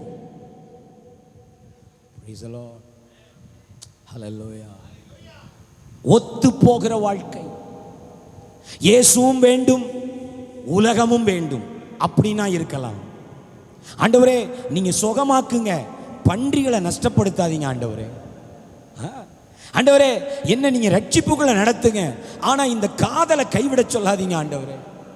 ஆண்டவரே நீங்க என் வாழ்க்கையில் அற்புதம் செய்யுங்க, ஆனா இந்த பாவத்தை விடுங்கன்னு என்கிட்ட பேசாதீங்க ஆண்டவரே. நீங்களும் எனக்கு வேணும், ஆனா அதையும் என்னால் விட முடியல. பிரதர், உலகத்தின் கை கோர்த்து கொண்டு இயேசுவோடு நடப்பது கூடாத காரியம். ஆமே, உலகத்தோடு கை கோர்த்து கொண்டு உலக ஆசை, உலகத்தில் இருக்கிற மனிதர்கள், உலகத்தின் மீது அன்பு, உலகத்தின் மீது பாசம், ஆமே, பாவ பழக்கங்கள், பாரம்பரியங்கள், உலக மனிதனுடைய இச்சைகள், இதையோடு கை கோர்த்து கொண்டே வாங்க இயேசுவை நடக்கலான்னா இயேசுவுக்கு அதிலே எந்த ஆட்சேபனையும் இல்லை. உலகம் உங்களை நடக்க அனுமதிக்காது. D.L. மூடி தன்னுடைய புத்தகத்தில் இப்படி சொல்லுகிறார், நீ இயேசுவோடு குடியிருக்க விரும்பினால் உலகத்தை விவாகரத்து செய்து விட்டு வா. ஆமென். Divorce the world and commit to Christ. ஆனா நமக்கு அதுல பிரியமில்லை. வாழ்ந்த பழைய வாழ்க்கையை விடாமலேயே புதிய வாழ்க்கையை தொடங்க விரும்புகிறோம். பழைய உறவுகளை விடாமலேயே புதிய உறவில் இயேசுவோடு வாழ விரும்புகிறோம். உலக வாழ்க்கையை வெறுக்க விரும்பாமலேயே உன்னதற்காக வாழ்ந்துவிட விரும்புகிறோம். நடக்கவே நடக்காது. என்னை கவனியுங்கள். அதிலேயும் குறிப்பாய் என்னை போன்றிருக்கிற இளம் தலைமுறைக்கு சொல்லுகிறேன். 2ஆம் தலைமுறை இங்கே அமர்ந்திருக்கிற வாலிபர்களுக்கு சொல்லட்டும். நமக்குள்ளே அப்படி ஒரு தாட் இப்போ ஓடிட்டு இருக்குது. நமக்கு முந்தின தலைமுறை எல்லாம் உலகத்தை வெறுத்து கிறிஸ்துவை நேசித்தார்கள். ஆனா இப்ப இருக்கிற தலைமுறைக்குள்ளே சத்துரு என்ன விதைக்கிறான் தெரியுமா? நீ உலகத்தில் வாழ்ந்து கொண்டே, உலகத்தோடு உறவாடி கொண்டே இயேசுவோடும் வாழ முடியும் என்ற ஒரு பொய்யை அவன் வைத்துக் கொண்டிருக்கிறான். ஆனால் வேதம் சொல்லுகிறது, ஒன்று நீ இயேசுவோடு இருக்க வேண்டும், இல்லையே பன்றி கூட்டங்களோடு இருக்க வேண்டும். பன்றி கூட்டங்களோடு இருந்து கொண்டே தகப்பன் வீட்டுக்கு வருவது கூடாத காரியம். அல்லேலூயா. புத்தி தெளிந்து தகப்பன் வீட்டுக்கு போகணும்னா அந்த தவிட்டை விட்டு, அந்த பன்றி கூட்டத்தை விட்டு, அந்த வேசித்தனத்தை விட்டு, அந்த இச்சையை விட்டு, அந்த உலக நேசத்தை விட்டு, அந்த காதலை விட்டு நீ வெளியே வந்தாக வேண்டும். இல்லைனா கிருபை காத்திருக்காது சகோதரி, கிருபை காத்திருக்காது சகோதரா. கிருபை திரும்ப படகேற போகிறது. சிலருக்கான எச்சரிக்கை, கிருபை இன்னும் கடற்கரையில் தான் இருக்கிறது. கவனியுங்கள், கிருபையை வரவேற்றால் 10 பட்டணங்களும் மகிழ்ந்து களி கூர்ந்திருக்கும். கிருபையை போக்கடிச்சாங்க. இயேசு எந்த காரியமும் செய்யவில்லை, மீண்டும் படவிலே ஏறி தான் புறப்பட்ட இடத்திற்கே வந்தார். இன்றைக்கும் சிலருக்கான எச்சரிப்பு இது. எல்லாருக்கும் இல்லை. ஆண்டவர் என்னை அனுப்பினதற்கு ஒரு நோக்கம் உண்டென்றால் சிலருடைய இருதயங்களில் கர்த்தர் பட்டய குத்தாக வார்த்தைகளை அனுப்பட்டும். இயேசுவின் நாமத்தில் உனக்கு சொல்லுகிறேன், கிருபை விளிம்பில் நிற்கிறது. வாழ்க்கையில கிருபை படகேற காத்து கொண்டிருக்கிறது. இன்னும் கொஞ்ச காலம் உலக உறவோடு, இன்னும் கொஞ்ச காலம் கள்ள உறவோடு, இன்னும் கொஞ்ச காலம் தகாத நட்போடு நீ பழகிக்கொண்டே இயேசுவையும் கைவிடிக்க விரும்புவாயானால் கிருபை படகேறும் என்று உனக்கு எச்சரிப்பு கொடுக்கிறேன். நீ கிருபையை பற்றிக்கொள்ள இது கடைசி தருணமாய் இருக்கலாம். சகோதரியே, நீ மனம் திரும்புவதற்கு இது கடைசி தருணமாய் இருக்கலாம். ஒத்து போகிற உலகத்திற்கு ஒத்த வேஷம் தரித்து கொண்டே சபையில் வந்து மர்வமாக விரும்புகிற மாய்மால வாழ்க்கை அதிக காலம் செல்லாது. ஹல்லேலூயா, ஹல்லேலூயா. உலகத்திற்கு ஒத்த வேஷம் தரித்து கொண்டே பரலோகத்தை குறித்தும் பாடிக்கொண்டிருப்பது மாய்மால வாழ்க்கை. உலகத்தை விட்டுவிட மனமில்லாமல், பழைய உறவுகளை முறிக்க மனமில்லாமல், செய்து வந்த பாவங்களை விட்டுவிட அறிக்கையிட மனமில்லாமல் பரலோக வாழ்க்கை குறித்து சிந்தித்துக் கொண்டிருப்பது மாய்மாலம். ஆண்டவர் சொல்லுகிறார், கிருபையை போக்கடிக்க தேடி வந்த கிருபை. நீ அழைத்து வரவில்லை, அவர் தேடி வந்தார். ஆமென் சொல்லுங்களேன். நீ கிரயம் கொடுத்து வரவில்லை, அவர் கிரயம் செலுத்தி வந்தார். அல்லேலூயா. உன்னை விடுவிக்க அவர் கிரயம் செலுத்தினார். சகோதரா, உன்னை நல்வழிப்படுத்த அவர் கிரயம் செலுத்தினார். உனக்கு ஒரு அற்புதம் செய்ய அவர் ரத்தம் சிந்தி கிரயம் செலுத்தினார். கிரயம் எல்லாம் அவருடையது. இப்போ அவர் கேட்கிற ஒன்றே ஒன்று, கிருபை வந்திருக்கிறது, பற்றிக்கொள், பற்றிக்கொள். அல்லேலூயா. பற்றி கொண்ட ஒரு கூட்டத்தை காண்பிப்போமா? அப்போஸ்தலர் நடவடிகள் 8வது அதிகாரம் 5 முதல் 8 வசனத்தை வாசிங்க பார்க்கலாம். அப்பொழுது பிலிப்பு என்பவன் சமாரியாவில் உள்ள ஒரு பட்டணத்திற்கு போய் அங்கு உள்ளவர்களுக்கு கிறிஸ்துவை குறித்து பிரசங்கித்தார். பிலிப்பு செய்த அதிசயங்களை ஜனங்கள் கேள்விப்பட்டு கண்டு அவனால் சொல்லப்பட்டவைகளை கவனித்தார்கள். கவனிங்க, இப்ப கிருபை வருது சமாரியாவுக்கு. அநேகரில் இருந்த அசுத்த ஆவிகள் மிகுந்த சத்தத்தோட கூப்பிட்டு அவர்களை விட்டு புறப்பட்டது. அநேகம் திமிர்வாதக்காரரும் சப்பானிகளும் குணமாக்கப்பட்டார்கள். அந்த பட்டணத்திலே கிருபையை பற்றி கொண்ட அந்த பட்டணத்திலே, கிருபையை ஏற்றுக்கொண்ட அந்த பட்டணத்திலே மிகுந்த சந்தோஷம் உண்டாயிற்று. ஆமென். கிருபையை போகும்படி வேண்டிக் கொண்ட பட்டணம் தொடர்ந்து காரிருளில் இருந்தது. ஆனால் கிருபையை ஏற்றுக்கொண்டு அந்த கிருபையின் சத்தியத்திற்கு செவி கொடுத்து அவரால் சொல்லப்பட்டவைகளை கவனமாய் கவனித்தவர்கள் அசுத்த ஆவிகள் புறப்படுவதும் ஆரோக்கியம் உண்டாவதுமான அற்புதங்கள் நடந்தபோது அந்த பட்டணத்திலே மிகுந்த சந்தோஷம் உண்டாயிற்று. ஆமென். கிருபையை பற்றி கொண்ட ஒரு பட்டணத்திலே தேவன் சந்தோஷத்தை கொடுத்தார். இன்றைக்கும் இங்கே இருக்கிற திருச்சபை மக்களிடத்தில் ஒரு கேள்வி, பன்றி கூட்டங்களுக்காக, ஆமென், ஹல்லேலூயா, பாவ வாழ்க்கைக்காக, பாவ நண்பர்களுக்காக, தவறான உறவுகளுக்காக பரலோக சந்தோஷத்தை இழக்கப் போகிறீர்களா? ரெண்டில் ஒன்றுதான். கிருபையை ஒன்று நீங்கள் ஏற்றுக்கொள்ள முடியும், அல்லது கிருபையை நீங்கள் போக்கடித்து விட முடியும். ஆமாம். இந்த 10 பட்டணங்களினுடைய முடிவு என்ன தெரியுமா? மத்தேயு 10ஆம் அதிகாரம், அதையும் நான் காண்பித்து விட்டு 3ஆம் குறிப்புக்கு வரட்டும். Matthew chapter 10 verse 14 and 15. 10வது அதிகாரம் 14, 15. எவனாகிலும் உங்களை ஏற்றுக்கொள்ளாமலும் உங்கள் வார்த்தைகளை கேளாமலும் போனால், இயேசு சொல்றார், அந்த வீட்டையாவது பட்டணத்தையாவது விட்டு புறப்படும் போது உங்கள் கால்களில் படிந்த தூசியை உதறி போடுங்கள். எப்படி இருக்குமா முடிவு? நியாய தீர்ப்பு நாளிலே கிருபையை போக்கடித்த அந்த பட்டணத்திற்கு நேரிடுவதை பார்க்கிலும் சோதோம் கொமோரா நாட்டிற்கு நேரிடுவது லெகுவாயிருக்கும் என்று மெய்யாகவே உங்களுக்கு சொல்லுகிறேன். கிருபையை போக்கடிப்பது கிரயம் உள்ளது சிஸ்டர். தொடர்ந்து ஆலயத்திற்கு வந்தும், தொடர்ந்து சத்தியம் கேட்டும், தொடர்ந்து எச்சரிக்கப்பட்டும், அடிக்கடி கடிந்து கொள்ளப்பட்டும், தொடர்ந்து தன் பிடரியை கடினப்படுத்துவது நல்லதல்லவே, நல்லதல்லவே. அது ஆசீர்வாதம் அல்ல, அது உனக்கு ஆரோக்கியம் அல்ல, அது உன் வீட்டிற்கு நல்லதல்ல.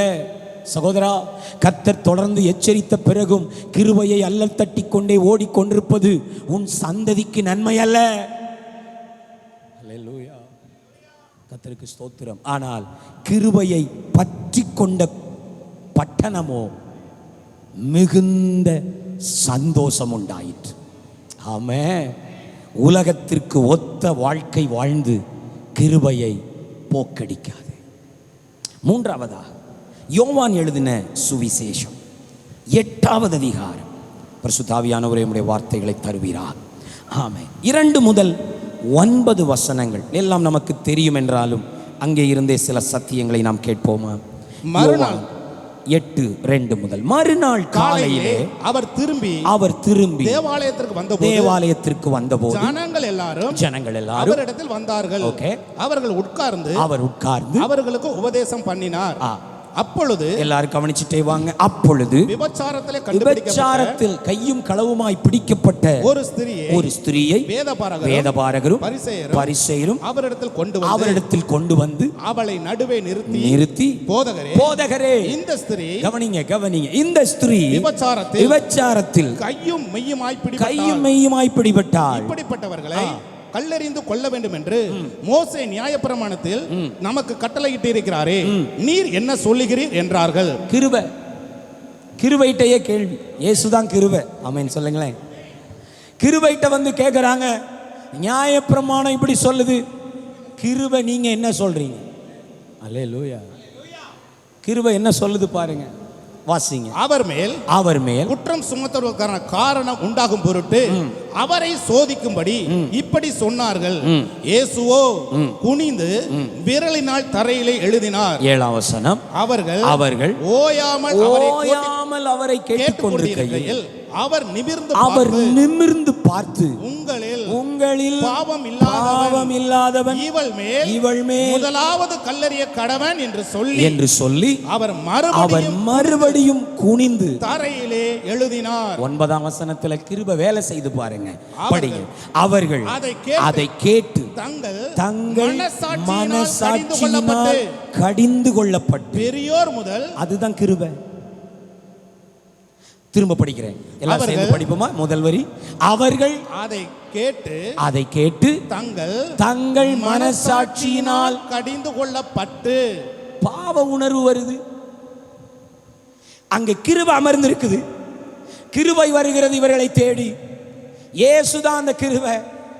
இயேசு அவர்களை பார்த்து சொல்லுகிறார், உங்களில் பாவம் இல்லாதவன் முதல் கல் எறியட்டும். கிருபை இப்ப அவங்க இருதயத்தை கிரியை செய்ய ஆரம்பிக்குது. கிருபை இப்ப அவங்க இருதயத்தில் பாவ உணர்வை தர ஆரம்பிக்குது. கவனிங்க வாலிபே தம்பி தங்கச்சி, கிருபை அவங்க இருதயத்தில் நீ செய்தது குற்றம், நீ பாவி, நீ மனம் திரும்ப வேண்டும் என்று உணர்த்த ஆரம்பிக்குது. மனசாட்சி கடிந்து கொள்ள ஆரம்பிக்குது. கிருபையை பயன்படுத்தி இருந்தா என்ன பண்ணியிருக்கணும்? கிருபையை பற்றி கொண்டவங்கன்னா என்ன செஞ்சிருக்கலாம்? இயேசுவே நாங்கள் பாவி, எங்கள் பாவங்களை மன்னி அப்படின்னு கேட்டிருக்கோம். பாவ உணர்வு வந்தது, அறிக்கையிடவும் விட்டுவிடவும் மனதில்லை. வசனம் சொல்லுது பாருங்க. அவர்கள் அதை கேட்டு தங்கள் மனசாட்சியினால் கடிந்து கொள்ளப்பட்டு பெரியோர் முதல் சிறியோர் வரைக்கும் ஒவ்வொருவராய் போய்விட்டார்கள். ஒவ்வொருவராய் கிருபையை விட்டு போயிட்டே இருக்காங்க. ஏன்? பாவ உணர்வு வருகிறது. தான் செய்தது பாவம் என்கிற அறிவு வருகிறது. மனசாட்சி சொல்லுகிறது நீ செய்தது தவறு. ஆனா என்ன மனசில்ல, அறிக்கை செய்யவும் விட்டுவிடவும் மனதில்லை. ஆமென். ஒவ்வொருவராய் போனார்கள். இயேசு தனித்திருந்தார். ஒருவர் கூட. அந்த வசனம் இன்னும் சொல்லுது பாருங்க, பெரியோர் முதல் சிறியோர் வரை ஒவ்வொருவராய். விட்டுவிட மனதில்லாததால் கிருபையை போக்கடிக்கிறோம். மூன்றாவது குறிப்பு, என்ன மனசில்ல, பாவம்னு சுட்டி காட்டப்படுகிறது. என் இருதயம் சொல்லுகிறது இது பாவம். என் மனசாட்சி என்னை கடிந்து கொள்ளுகிறது, நீ மனம் திரும்பு, தொடர்ந்து துணிகரம் கொள்ளாதே. ஆனால் எனக்கு என்ன மனதில்லை, விட்டுவிட மனதில்லை. ஆமென். நீதிமொழிகள் 28:13 நமக்கு தெரியும். தன் பாவங்களை மறைக்கிறவன் வாழ்வு அடைய மாட்டான். அவைகளை அறிக்கை செய்து விட்டு விடுகிறவனுக்கோ இரக்கம் கிடைக்கும். சகோதரா, எப்போதெல்லாம் தேவனுடைய வார்த்தை உன்னை குத்துகிறதோ, எப்போதெல்லாம் தேவனுடைய வார்த்தை உன் பாவத்தை சுட்டி காட்டுகிறதோ, எப்போதெல்லாம் உன் மனசாட்சியில் இருக்கிற ஆவியானவர் உன் பாவத்தை கண்டித்து உணர்த்துகிறாரோ, அப்போது அவர் முன்பு அதை அறிக்கை செய்து விட்டுவிட்டால் இரக்கம் கிடைத்திருக்கும். ஆமென். ஆனா கிருபையை பற்றி கொள்ள மனசில்லை. எப்படி போக்கடிக்கிறாங்க தெரியுமா? ஒவ்வொருவராய் போய்கொண்டிருக்கிறார். ஆமென். ஆனால் கவனி, 2 சாமுவேலின் புஸ்தகம் வாசிக்க வேண்டாம். 12ஆம் அதிகாரத்திலே தாவீது ஒரு மாபெரும் பாவம் செய்த போது, கொடுமையான ஒரு பாவம் செய்து கிட்டத்தட்ட ஒரு ஆண்டாய் அதை குறித்து உணர்வே இல்லை. நாத்தான் தீர்க்கதரிசி வந்து அவனை சுட்டி காட்டுகிறார். நீ பாவம் செய்திருக்கிறாய் தாவீதே, உன் பாவம் கொடுமையானது என்று ஒரு கதையை சொல்லி மெல்மையாய் சுட்டி காட்டிய போது, அந்த தாவீது எழுதிய சங்கீதம் தான் 51ஆம் சங்கீதம். உம்முடைய மிகுந்த இரக்கங்களின்படி என்னை சுத்திகரியும் ஆண்டவரே. ஆமென் சொல்லுங்களேன். அந்த தாவீதுக்கு தேவன் கிருபை காட்டினாரா? அந்த தாவீதுக்கு தேவன் இரக்கம் கொடுத்தாரா? அந்த தாவீதை திரும்ப எழும்ப கட்டினாரா? ஆமென். வேதம் சொல்லுது, நீ சாகாதபடிக்கு உன் பாவம் உன்னை விட்டு நீக்கப்பட்டது. அறிக்கை செய்கிறவர்கள், விட்டு விடுகிறவர்கள் கிருபையை பெற்றுக்கொள்கிறார்கள். ஒரு அல்லேலூயா சொல்லுங்க. Brother, there is a way back. உனக்கு திரும்பி வர தேவன் ஒரு வழியை காண்பிக்கிறார். எவ்வளவு கொடுமையான பாவத்தில் நீ விழுந்திருந்தாலும் மீண்டும் எழும்ப இந்த கிருபை உனக்கு வழிகாட்டுகிறது. எவ்வளவு அவரை விட்டு பின்தங்கி இருந்தாலும், தூரம் போயிருந்தாலும் திரும்பி வருவதற்கு இந்த கிருபை உனக்கு அழைப்பு கொடுக்கிறது. அந்த அழைப்பு தான் ஆமென் உன்னை மீண்டும் எடுத்து கட்டுவதற்கான அழைப்பு. கர்த்தருக்கு ஸ்தோத்திரம் உண்டாவதாக. ஹல்லேலூயா. ஆனால் கிருபையை போக்கடிக்கிறவர்களோ அப்படியே போய்கொண்டே இருக்கிறார். பேதுருவையும் யூதாசையும் குறித்து நாம் அடிக்கடி கேட்டிருப்போம். 2 பேருக்குள்ளும் மனசாட்சி காயப்படுத்தியது, 2 பேரையும் கிருபை கண்டித்து உணர்த்தியது. பேதுருவோ வெளியே போய் மனம் கசந்து அழுதான், மாபெரும் அப்போஸ்தலனாய் எழும்பினான்.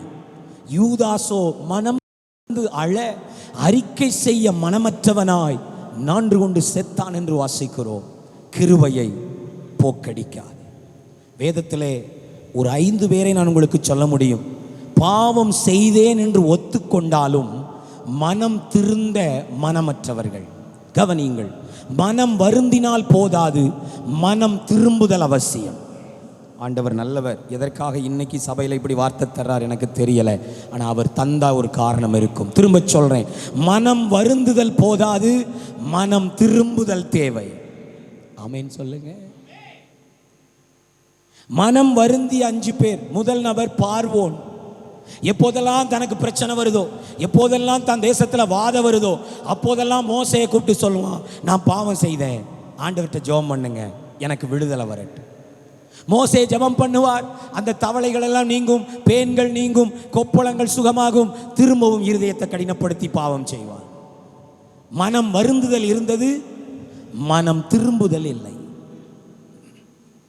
ஆமா, யோசுவாவின் புஸ்தகத்திலே ஆகான் என்று ஒரு மனிதனை பார்க்கிறோம். எரிகோவின் பொக்கிஷங்களிலிருந்து திருடி வைத்துக் கொண்டிருந்தவன். பிடிக்கப்படும் வரைக்கும் மனம் வருந்தவில்லை. பிடிக்கப்பட்ட போது அறிக்கை செய்தான், நான் பாவம் செய்தேன், தீட்டானதில் திருடினேன். ஆனால் மனம் திரும்புதல் உண்டாகவில்லை. சவுல் ராஜா சாமுவேலால் கண்டிக்கப்படும் போதெல்லாம் சொல்லுவான், நான் பாவம் செய்தேன். ஆனால் மனம் திரும்புதல் உண்டாகவில்லை. யூதாஸ் காரியோத்து தேவாலயத்தில் போய் அந்த காயின்களை, அந்த நாணயங்களை, காசுகளை எரிந்துவிட்டு சொன்னான், நான் குற்றமில்லாத இரத்தத்தை காட்டிக் கொடுத்து பாவம் செய்தேன். ஆனால் மனம் திருந்துதல் இல்லை. ஆமா, பிலேயாம் தீர்க்கதரிசி ஆண்டவரிடத்தில் வரும்போதெல்லாம் சொல்லுவான், ஆண்டவரே நான் பாவம் செய்தேன், ஆனால் மனம் திரும்புதல் இல்லை.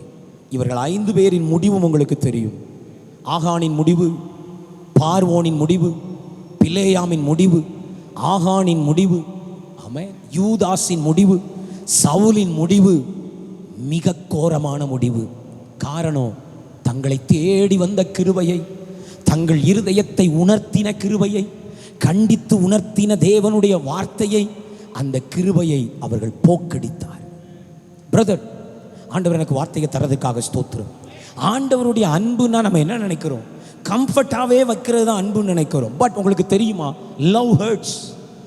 அன்பு காயப்படுத்தும். உண்மை அன்பு காயப்படுத்தும். உண்மை அன்பு கண்டிக்கும்.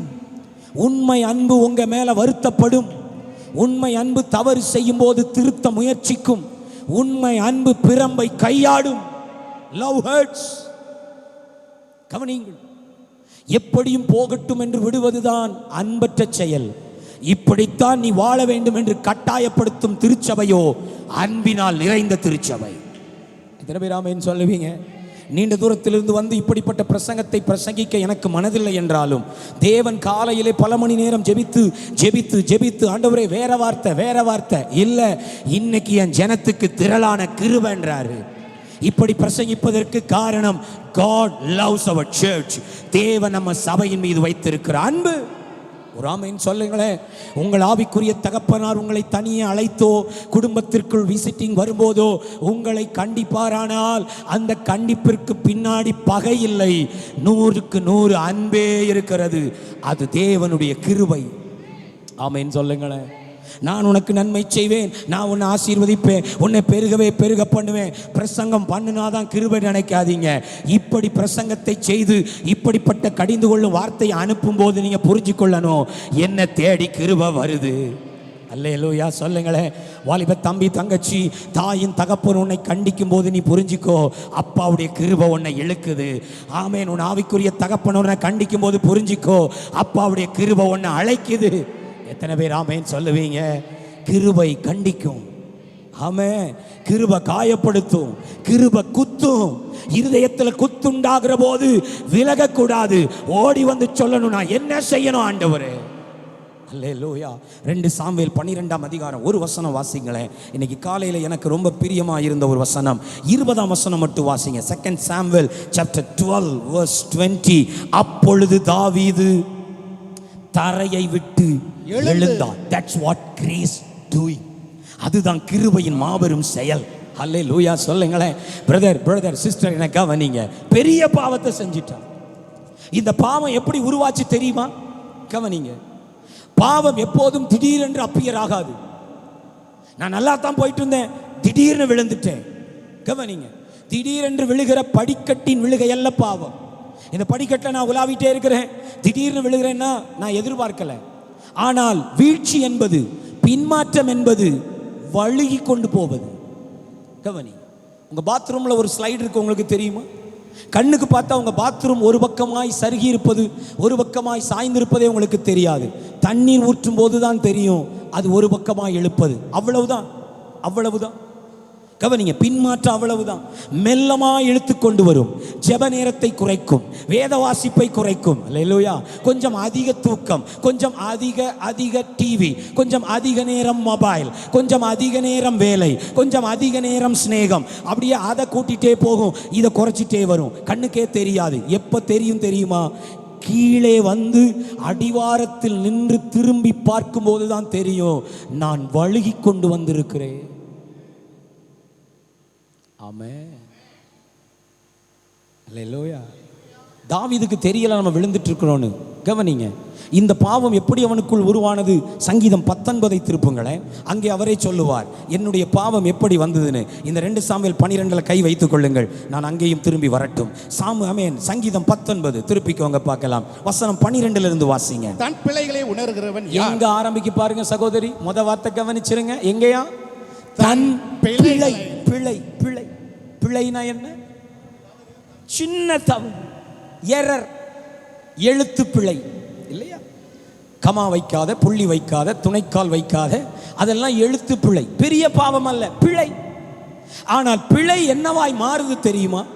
மறைவான குற்றம். கவனிங்க, பிழையில் தான் ஆரம்பித்தேன். தாவீது செய்த பிழை என்ன? யுத்தத்திற்கு போகும்போது படுக்கையில் இருந்தது பிழை. பெரிய பாவம் இல்லை, அது பிழை.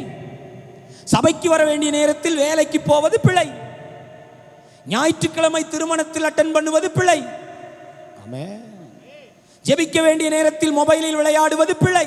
இப்ப என்னமா தொணன்ற வர்றனே, இப்போதான் ஜெபிக்கணுமா உனக்கு? அப்புறம் ஜெபிச்சுக்கலாம். பிழை. அப்பா அம்மா கவனிங்க, அப்படிதான் தொடங்கும். கொஞ்ச நேரம் ஃப்ரெண்ட்ஸோட போயிட்டு வர்றனே, அது பிழை. அம்மாவை ஏமாற்ற சொல்லுகிற ஒரு பொய் ஒரு பிழை. ஊழியரிடத்தில் நற்பெயர் வாங்க சொல்லுகிற ஒரு பொய் பிழை. பெருசா தெரியாது. நம்பர் 2 என்னவா மார்ச்சு தெரியுமா? மறைவான குற்றங்களுக்கு. sin grows. பாவம் வளரும் தன்மை கொண்டது பிரதர். வளருது பாருங்களேன். கவனிங்க, யுத்த காலத்தில் தூங்கி கழித்தது பிழை. இப்போ 2வது என்னவா மாறுது? உப்பரியிலே உலாவும் போது குளித்துக் கொண்டிருக்கும் ஒரு பெண்ணை வேடிக்கை பார்த்தது மறைவான குற்றம். யாருக்கும் தெரியல, அவளுக்கு கூட தெரியல. ஆனா இவர் மறைவா உட்கார்ந்து செஞ்சிட்டு இருக்கிறார். ஒரு முறை எதேச்சையாய் நடந்திருந்தால் அவன் உப்பரிகையிலிருந்து இறங்கி தன் வீட்டிற்குள் வந்திருக்க வேண்டும். ஆனால் பிழையாய் தொடங்கின பாவம் அவனை தொடர்ந்து உட்கார வைக்குது. அடுத்த வார்த்தை வாசிங்க, 13ஆம் வசனம். துணிகரமான பாவங்களுக்கு. இப்போ என்னவா மாறுது பாருங்க? மறைவான குற்றம் எங்க கூட்டிட்டு போகுது? அன்றைக்கே அவளை தன் வீட்டிற்கு அழைத்து அவளோடு உபச்சாரம் செய்தான். துணிகரம், துணிகரம். ஐயா, பரிசுத்த ஆவியால் நிரம்பினவன் இந்த தாவீது. உங்களை காட்டிலும் என்னை காட்டிலும் வேதம் படித்தவன் இந்த தாவீது. ஒரு நாளில் 7 தரம் கர்த்தரை துதித்தவன் இந்த தாவீது. பிழைக்கு இடம் கொடுத்து மறைவான குற்றமாகி இப்போ எங்க போய் நிக்குது? அதன் வளர்ச்சி அடுத்த நிலை என்ன? அடுத்த வார்த்தை சொல்லுது, பெரும் பாதகத்துக்கு நீங்களாயிருப்பேன். பெரும் பாதகம் என்ன தெரியுமா? அந்த பத்சேபாளின் கணவன் கையிலேயே அவனை கொல்லுவதற்கான கடிதம் கொடுத்து இவனை யுத்தத்தின் முக்கியமான இடத்தில் நிறுத்தி கொல்லுங்கள் என்று சொல்லி அனுப்பி அவன் இரத்தத்திலேயே அவள் மனைவியை திருமணம் செய்து கொண்டானே. பெரும் பாதகம் எங்க தொடங்குச்சு பார்த்தீங்களா பிரதர்?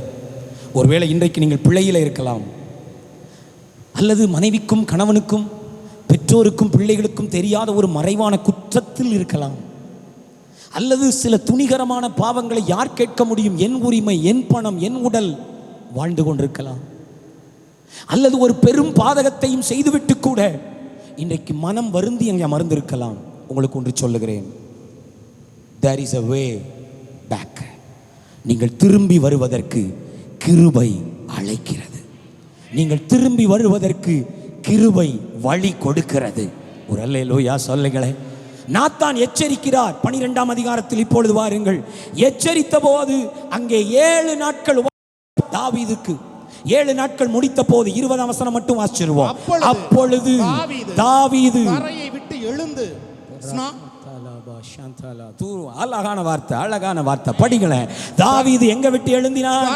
தரையை விட்டு எழுந்து ஸ்நானம் பண்ணி என்னை பூசிக்கொண்டு he anoint himself again, மீண்டும் தன்னை அபிஷேகம் பண்ணிக்கொண்டு he refreshed himself again, தன்னை தானே புதுப்பித்துக் கொண்டு தன் வஸ்திரங்களை மாற்றிக்கொண்டு கர்த்தருடைய ஆலயத்திலே பிரவேசித்து அவரை ஆராதிக்க தொடங்கினான். இன்றைக்கும் எந்த நிலையில் வந்திருந்தாலும் கிருபை உன்னை திரும்ப அழைக்கிறது. Come back my brother, come back my sister. கர்த்தர் சொல்றாரு, நீ விழுந்து கிடந்த தரையில் இருந்து எழும்பு. விழுந்தவன் எழும்புகிறதில்லையோ? வழி தப்பி போனவன் திரும்புகிறதில்லையோ? நீ ஏன் விழுந்தே கிடக்க வேண்டும்? ஹல்லேலூயா, ஹல்லேலூயா. அவன் தரையில இருந்து எழும்பினான், ஸ்நானம் பண்ணினான், மீண்டும் தேவ பிரசன்னத்திலே நனைந்தான், கர்த்தருடைய ஆலயத்தில் பிரவேசித்தான், அவரை ஆராதிக்க தொடங்கினான். இன்றைக்கும் காலையிலே 1 மணி நேர மகிமையான ஆராதனை நடந்தது. ஒருவேளை நீங்கள் மாத்திரம் குற்ற மனசாட்சியோடு எப்படி இந்த கர்த்தரை ஆராதிப்பது? நான் பாவத்தோட வந்திருக்கிறேனே, பாவம் செய்த கைகளோட நிற்கிறேனே, என் இருதயத்தில் ஒரு குற்ற மனசாட்சி இருக்குது, சரியா ஆராதிக்க முடியாம தூரத்தில் இருக்கிறேன்னு வந்திருந்தா இப்போ கிருபை உங்களை அழைக்குது. பரவாயில்லை, போகட்டும், திரும்பி வா. நீ உணர்ந்த போதே நான் உன்னை மன்னிக்கிறேன் கர்த்தர் சொல்லுகிறார். எப்போ நான் தவறு செய்தேன் என்று உள்ளத்தில் உணர்ந்தாயோ அப்பவே கிருபை உன்னை சுத்திகரிக்குது. அல்லேலூயா. இப்போ நீ எழும்பி ஸ்நானம் பண்ணி எண்ணெய் பூசி வஸ்திரம் மாற்றி ஆலயத்தில் வந்தவரை ஆராதிக்க கிருபை உனக்கு போதுமானது. ஆமென். ஹல்லேலூயா. கர்த்தர் நல்லவர், கர்த்தர் நல்லவர். விட்டுவிட மனமுண்டானால் கிருபை உனக்கு வழி திறக்கும். Praise the Lord. 4வதாய் 5வதாய், அதுதான் ரொம்ப முக்கியம் என்று நினைக்கிறேன், ஆதியாகமத்தின் புஸ்தகம் 13வது அதிகாரம். ஆமென். திருப்புங்கள் வேகமாய். பரிசுத்த ஆவியானவர் இந்த காலை வேளையிலே சபைக்கு தருகிற நல்ல வார்த்தைகளுக்காக அவருக்கு ஸ்தோத்திரம். 13வது அதிகாரம் 11 முதல் 13 வரை. அப்பொழுது லோத்து யோர்தானுக்கு அருகான சமபூமி முழுவதையும் தெரிந்து கொண்டு கிழக்கே பிரயாணப்பட்டு போனார். இப்படி அவர்கள் ஒன்றாய் தங்கள் தரிசன ஓட்டத்தை தொடங்கின. அவர்கள் ஒருவரை விட்டு ஒருவர் பிரிந்தார். ஆபிரகாம் இருங்க, கிருபை கிடைக்குது லோத்துக்கு. லீசன். ஆதியாகமம் 12ஆம் அதிகாரத்தில் கர்த்தர் ஆபிரகாமை அழைக்கிறார். ஆபிரகாமே, நீ வா, உன் இனத்தையும் உன் தேசத்தையும் உன் தகப்பன் வீட்டையும் விட்டு புறப்பட்டு நான் காண்பிக்கும் தேசத்திற்கு போ, நான் உன்னை ஆசீர்வதிப்பேன். கூட சேர்ந்து கொண்டது லோத். கவனியுங்கள். தரிசனமுள்ள ஒரு தகப்பனோடு, தரிசனமுள்ள ஒரு தலைவனோடு, தரிசனமுள்ள ஒரு உறவோடு இணைந்து பயணப்படுகிறார். கர்த்தர் ஆபிரகாமுக்கு கொடுத்த ஆசீர்வாதங்களை எல்லாம் லோத்துவுக்கும் கொடுத்தார். ஆமென் சொல்லுங்களேன். லோத்து, நீ ஆசீர்வதிக்கப்பட்டது உன்னுடைய தனிப்பட்ட ஆசீர்வாதம் அல்ல, அது ஆபிரகாமோடு இணைந்திருப்பதால் வந்த ஆசீர்வாதம். சகோதரா, நீங்கள் இன்றைக்கு ஆசீர்வதிக்கப்பட்டு கொண்டிருப்பது நீங்கள் தனியே தேவனுக்கு பிரியமாய் நிற்பதினால் வந்ததல்ல, நீங்கள் ஒரு தரிசனமுள்ள தகப்பனோடு இணைந்து நிற்பதால் வந்த ஆசீர்வாதம். ஒரு 10 பேர் கை தூக்கி ஆமென் சொன்னதுக்காக ஸ்தோத்திரம். அல்லேலூயா. கவனிங்க. தேவன் கொடுக்கிற நன்மைகள் எல்லாம் தனி மனிதனுக்காக அல்ல, தரிசனம் உள்ளவர்களோடு இணைந்திருப்பதால் உண்டாகிறது. நான் இப்படி சொல்லட்டும், இந்த திருச்சபைக்கு வருவதால் நீங்கள் ஒருவேளை பிரசங்கம் கேட்கலாம், ஜெபம் பண்ணலாம், ஆவியிலே தேறலாம். நீங்க அப்படிதான் நினைச்சிட்டு இருப்பீங்கன்னா, சபைக்கு போறோம், எல்லா சபையும் ஒண்ணுதான். இந்த சபைக்கு இப்போ பக்கத்தில் இருக்கிறனால போறோம், வேற எங்கேயாவதுன்னா வேற எங்கேயாவது போவோம். கவனிங்க, உங்க ஆசீர்வாதம் அப்படி வராது. தேவன் உங்களை எங்கே நாட்டினாரோ அந்த சபைக்கு போவதால் நீங்கள் வெறுமனை ஆராதிக்க மாத்திரம் செய்யவில்லை, அந்த சபையிலிருந்து வருகிற சாரத்தினால் நீங்கள் ஆசீர்வதிக்கப்படுகிறீர்கள். ஹல்லேலூயா. நான் விளக்கினால் உங்களுக்கு புரியும். கவனிங்க. ஆனா 13ஆம் அதிகாரத்திலே ஒரு குறிப்பிட்ட பிரச்சனை. They need to separate. அவர்கள் பிரிய வேண்டிய ஒரு நிலை, வாக்குவாதம் வருகிறது. இப்ப 2 பேரும் பிரிந்து கொள்ள முயற்சிக்கிற போது துணிகரமாய் லோத்து பிரிந்து போனான்.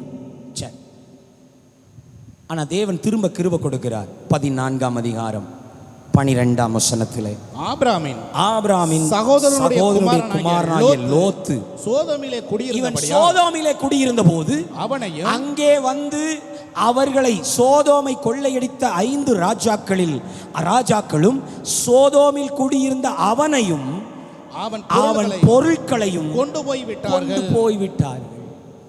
இழப்பை சந்திக்கிறான். கவனிங்க, இழப்பை சந்தித்த பிறகு மீண்டும் அடுத்த வசனங்கள் சொல்லுகிறது, வீட்டில் போய் வாசிச்சுக்கோங்க. தன் சகோதரன் சிறையாக கொண்டு போகப்பட்டதை கேள்விப்பட்ட ஆபிரகாம் எழுந்து போய் சகோதரனை மீட்டு கொண்டு வருகிறான். திரும்பவும் கிருபை கிடைக்குது. என்ன கிடைக்குது?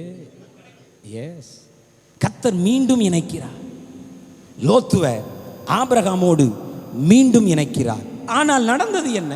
நான் மீண்டும் சொல்லுகிறேன், there is a way back. நீங்கள் திரும்பி வருவதற்கு கிருபை எப்போதுமே உங்களுக்கு தருணம் கொடுக்கிறது. ஆமென். விட்டு போன அந்த உறவினால் ஒரு இழப்பு, விட்டு போன உறவினால் ஒரு யுத்தம், ஆபிரகாமை விட்டு பிரிந்ததால் தனிமை, ஆபிரகாமை விட்டு பிரிந்ததால் சிறையிருப்பு, ஆபிரகாமை விட்டு பிரிந்ததால் பொருள் இழப்பு, எல்லாம் நஷ்டப்பட்ட போது கர்த்தர் அதே ஆபிரகாமை அனுப்பி லோத்துவுக்கு கிருபை கொடுக்கிறார். திரும்பி வா. ஆனால் நடந்தது என்ன? 14ஆம் அதிகாரத்தில் நீங்கள் கர்த்தருக்கு ஸ்தோத்திரம் 15-16 வசனங்களை பார்த்தா எல்லாவற்றையும் திருப்பி கொண்டு வந்தாலும் கவனிங்க, கிருபையை லோத்து போக்கடிக்கிறார். எப்படி தெரியுமா? ஆபிரகாமே, நான் தொடர்ந்து சோதோமிலேயே இருக்க போகிறேன். நீர் காப்பாற்றியதற்காக உமக்கு நன்றி. ஆனால் நான் உம்மோடு கூட மீண்டும் வரப்போவது இல்லை. பிரதர், 4வது குறிப்பை ஆண்டவர் இப்படி எனக்கு தந்தார். ஐக்கியத்தை அலட்சியம் செய்து கிருபையை போக்கடிக்காது. ஐக்கியத்தை அலட்சியம் செய். கர்த்தர் தந்த தரிசன உறவு, கர்த்தர் தந்த அன்பின் ஐக்கியம், கர்த்தர் தந்த நல்ல திருச்சபை, கர்த்தர் தந்த ஆவிக்குரிய தகப்பன், அந்த ஐக்கியத்தை அலட்சியம் செய்து நான் தனியே பிரயாணப்படுவேன் என்று சொல்வாயானால் கிருபையை போக்கடிக்கிறார். ஆமென். அல்லேலூயா. முடிவு என்ன? லோத்துவின் முடிவு என்ன? உங்களுக்கு தெரியும். 19ஆம் அதிகாரம். சோதோமிலே தேவன் அழிவை கட்டளையிட்ட போது லோத்துவின் குடும்பம் ஆபிரகாமின் ஜெபத்தினால் காக்கப்படுகிறது. மீண்டும் கிருபை. ஆனால் அந்த கிருபையும் அவன் மனைவி போக்கடித்தாள், அவன் பிள்ளைகள் போக்கடித்தார்கள். லோத்துவின் வம்சம் அருவருப்பின் வம்சமாய் எழுதப்பட்டது. சொந்த தகப்பனுக்கே 2 பெண் பிள்ளைகளை பெற்றுக்கொண்டார்கள். கவனியுங்கள், அவர்கள்தான் மோவாபின் புத்திரர், அம்மோனின் புத்திரர். ஆண்டவர் சொன்னார், ஒருவனும் ஒரு காலும் என் ஸ்தலத்துக்குள்ள வந்துடாம பார்த்துக்காங்க, அருவருப்பான சந்ததி. இப்படி சொல்லட்டும். ஆபிரகாமோடு இருந்திருந்தால் லோத்துவின் வம்சம் ஆசீர்வதிக்கப்பட்டிருக்கும். ஆபிரகாமோடு அமர்ந்திருந்தால் லோத்துவும் விருத்த சேதன உடன்படிக்கைக்கு உட்பட்டிருப்பார். ஆபிரகாமோடு அமர்ந்திருந்தால் லோத்துவுக்கும் கானானின் ஒரு பங்கு கிடைத்திருக்கும். ஆபிரகாமோடு அமர்ந்திருந்தால் இன்று வரை பேசப்படுகிறது போல லோத்துவின் பெயரும் பேசப்பட்டிருக்கும். ஆபிரகாமோடு அமர்ந்திருந்தால் லோத்துவின் வம்சமும் செழிப்படைந்திருக்கும். ஆனால் எந்த தரிசன தகப்பனை விட்டு பிரிந்தானோ கிருபையை போக்கடித்ததினால் முடிந்து போனது சந்ததி. சகோதரா, மீண்டும் சபைக்கு சொல்லுகிறேன், நீங்கள் இங்கே இருப்பது உங்களுக்காக மட்டுமல்ல, உங்கள் சந்ததிக்காகவும் இங்கே இருக்கிறீர்கள். நீங்கள் இந்த சபைக்கு கொண்டு வரப்பட்டது உங்கள் உடல் ஆரோக்கியத்திற்காக அல்ல, உங்கள் சந்ததியை வாழ வைப்பதற்காக. நீங்கள் சபையை விட்டோ, சபையின் தரிசனத்தை விட்டோ, ஊழியத்தை விட்டோ சற்றும் விலகுவீர்களானால் பாதிப்பு உங்களுக்கு மாத்திரம் அல்ல, உங்கள் பின்வரும் சந்ததிக்கும் என்பதை மனதில் வைத்துக் கொள்ளுங்கள். அல்லேலூயா. கர்த்தருக்கு ஸ்தோத்திரம். சபைக்கு வருகிறோம், ஆனால் உறவில் இருக்கிறோமா? சபையிலே நம்முடைய பெயர் இருக்கிறது, ஆனால் ஐக்கியத்தில் இருக்கிறோமா?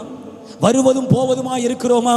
அல்லது இது என் குடும்பம், இது என் சபை, இதுதான் எனக்கு தேவன் தந்த சரீரம், இது கர்த்தர் என்னை நாட்டின திராட்சை தோட்டம் என்ற உறவோடு இருக்கிறோமா? அந்த உணர்வு நமக்கு தேவை. ஆமென். ஆமென் சொல்லுங்களேன். நான் மீண்டும் சொல்லுகிறேன், இந்த சபை என்பது ஏதோ உங்கள் பெயரை உறுப்பினர் படிவங்களில் எழுதி வைத்திருப்பதால் நீங்கள் இல்லை. இயேசுவின் இரத்தத்தால் நாம் இணைக்கப்பட்டிருக்கிறோம். நம் அத்தனை பேருக்குள்ளும் நரம்புகளுக்குள்ளும் இயேசு கிறிஸ்துவின் இரத்தம் பாய்வதால் ஒருவருக்கு உண்டாகிற காயம் இன்னொருவருக்கு வலியாக மாறுகிறது. ஒருவருக்கு உண்டாகிற சந்தோஷம் சபையையே மகிழ்ச்சிக்குள்ளாக்குகிறது. நாம் ஒரே சரீரமாய் இணைந்திருக்கிறோம். ஆமென் சொல்லுங்களேன். ஹல்லேலூயா. கவனி. ஆனால் கிருபையை பற்றி கொண்ட ஒரு மனுஷன்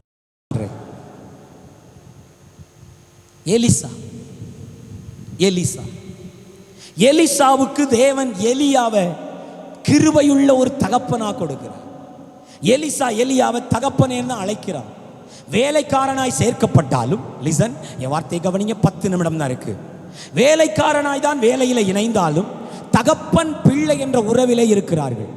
ஆனால் எலியா எடுத்துக்கொள்ளப்படுகிற நாட்கள் வந்தபோது எலியாவே சொல்லுகிறார். நான் 3 காரியம் சொல்ல போறேன். முதலில் சொல்றேன், எலியாவே எலிசாவை பார்த்து சொல்லுகிறார், எலிசாவே நீ இங்கே தங்கியிரு, கர்த்தர் என்னை பெத்தேலுக்கு அனுப்புகிறார், கர்த்தர் என்னை கில்காலுக்கு அனுப்புகிறார், கர்த்தர் என்னை எரிகோவுக்கு அனுப்புகிறார். கவனிங்க, சொல்றது யார்? எலியாவே சொல்றார். என்ன மாதிரி ஆளுனா, ரோஷமுள்ள ஆளுனா என்ன சொல்லி இருப்போம்? இவரே சொல்லிட்டாரு, நான் எதுக்கு இவர் பின்னாடியே போனோம்?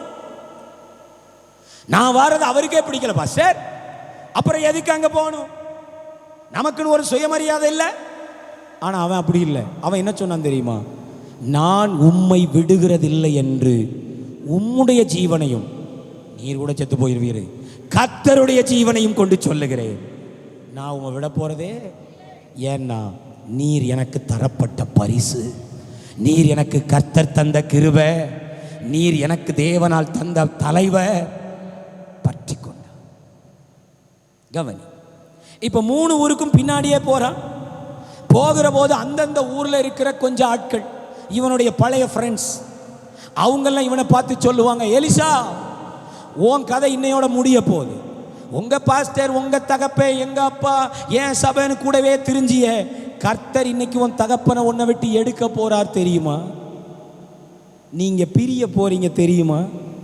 அவன் என்ன சொன்னான் தெரியுமா? எனக்கு தெரியும், சும்மா இருங்கள். பிரதர், அந்த வசனம் காண்பீங்க. சிஸ்டர் உட்காந்துருக்கீங்களா? தங்கச்சியா? தேங்க்யூ. 2 ராஜாக்கள் 2ஆம் அதிகாரம் காமிங்க. ஆமா, அந்த வார்த்தை சொல்லுங்க பார்க்கலாம். எனக்கு தெரியும், நீங்க எப்படி இருங்க. அல்லேலூயா. எலியா எலிசாவை பிரிக்க வருகிற உறவுக்கு எலிசாவின் பதில் என்னன்னா, எனக்கு எல்லாம் தெரியும், சும்மா நீங்கள் சும்மா இருங்கள். கீழே வாங்க தங்கச்சி, கீழே வா. அடுத்த வசனம். பின்பு எலியா, 4ஆம் வசனம். 4ஆம் வசனம். பின்பு எலியா, 4ஆம் வசனம். 5ஆம் வசனம் இல்ல, சும்மா இருங்கள் அந்த வேர்டு காங்க. 3 கடைசி. அங்க 6ஆம் வசனம். 6ஆம் வசனம். 6ஆம் வசனம் தானா?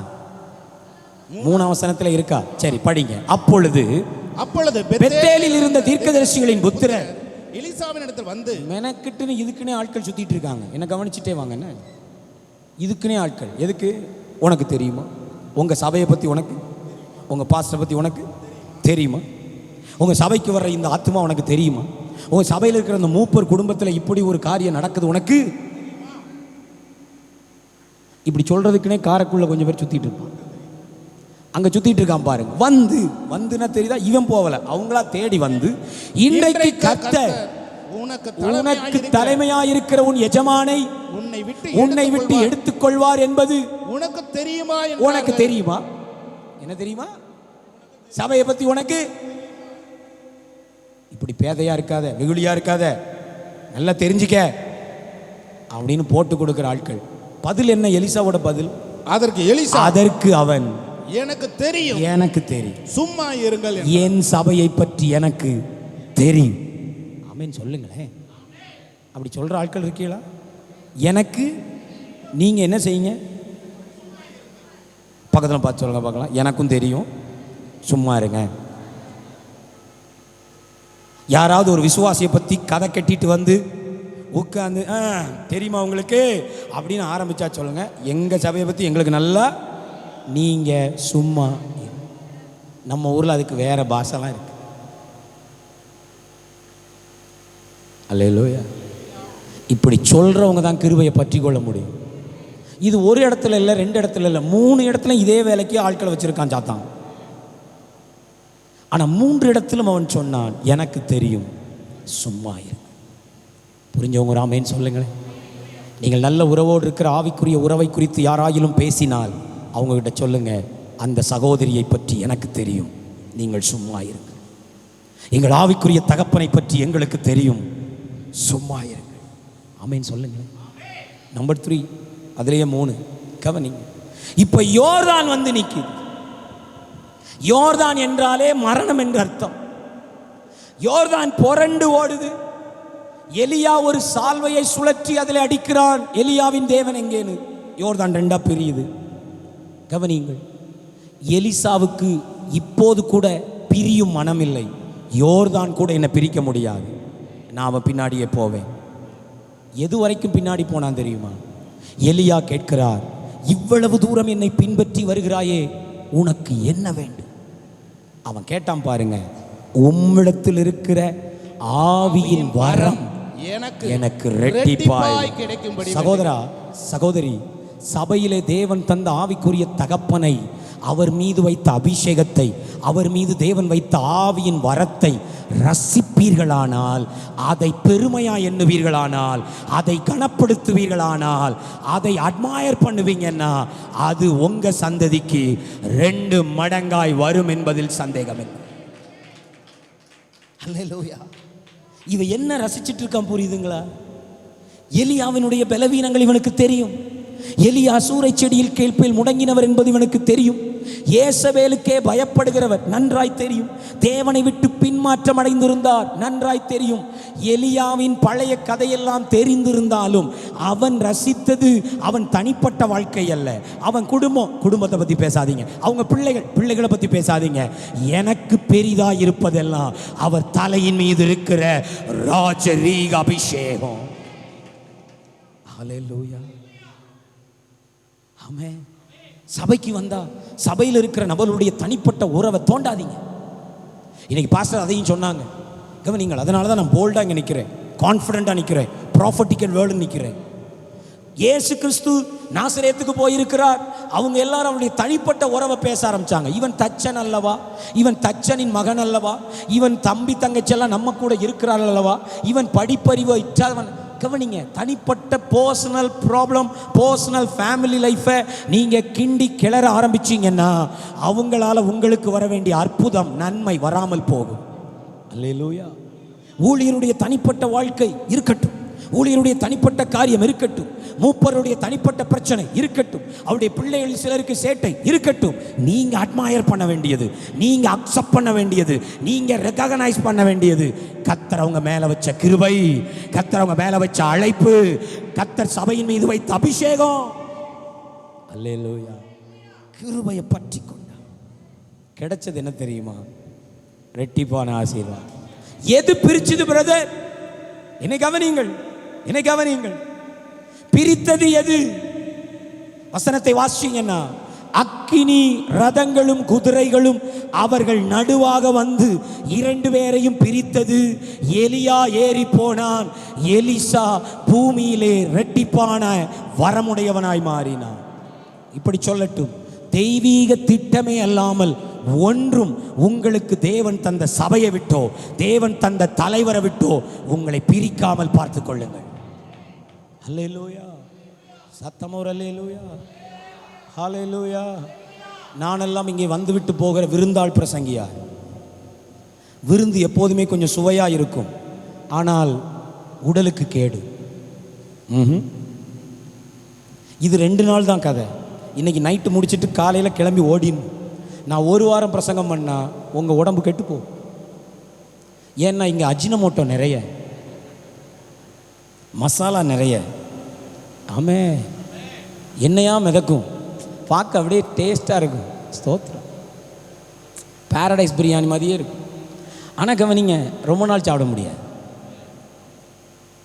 நமக்கு அப்படி தான் லைக்குது இல்லை? ஜான் ஜபராஜை பார்த்தா லைக்குது. பக்கத்துலேயே ஒருத்தர் வாடகைக்கு ஒரு பில்டிங்கை போட்டு இங்கே ஒரு கூட்டம் நடத்துகிறா, நம்ம மனசு அப்படி பிரியாணி மாதிரி இருக்குது. பார்த்து என்ன நீங்கள் அரைச்சமாகவே அரைச்சிட்ருக்கு. ஆனால் உங்களுக்கு தெரியுமா, அம்மா கொடுக்கிற அந்த பருப்பு சாதம் இருக்கு பாருங்க, அதுதான் உடலை வளர்க்கும். இது வருஷத்துக்கு ஒருத்தர் இப்படி வந்து இப்படி பிரியாணி போட்டு அப்படி போயிட்டே இருக்கணும், எனக்கு நல்லா தெரியும். ஆமேன்னு சொல்லுங்களேன். ஆனால் உங்கள் தாய் ஒருவர் இங்கே உட்கார்ந்துருக்கிறார். அவர் தான் உங்களுக்காக முழங்காலில் நிற்கிறவர். அவர் தான் சுட சுட ஆண்டவர்கிட்ட என்ன கொடுக்கணும்னு கேட்டு வாங்குகிறவர். ருசி குறையா இருக்கலாம், ஆனால் சத்து அதிகமாக இருக்கும். புரிஞ்சவங்க? அவர் உங்கள் கைத்தட்ட விரும்ப மாட்டார், அவர் உங்கள் பாராட்ட விரும்ப மாட்டார், அவர் உங்கள் ரசிப்பை விரும்ப மாட்டார்.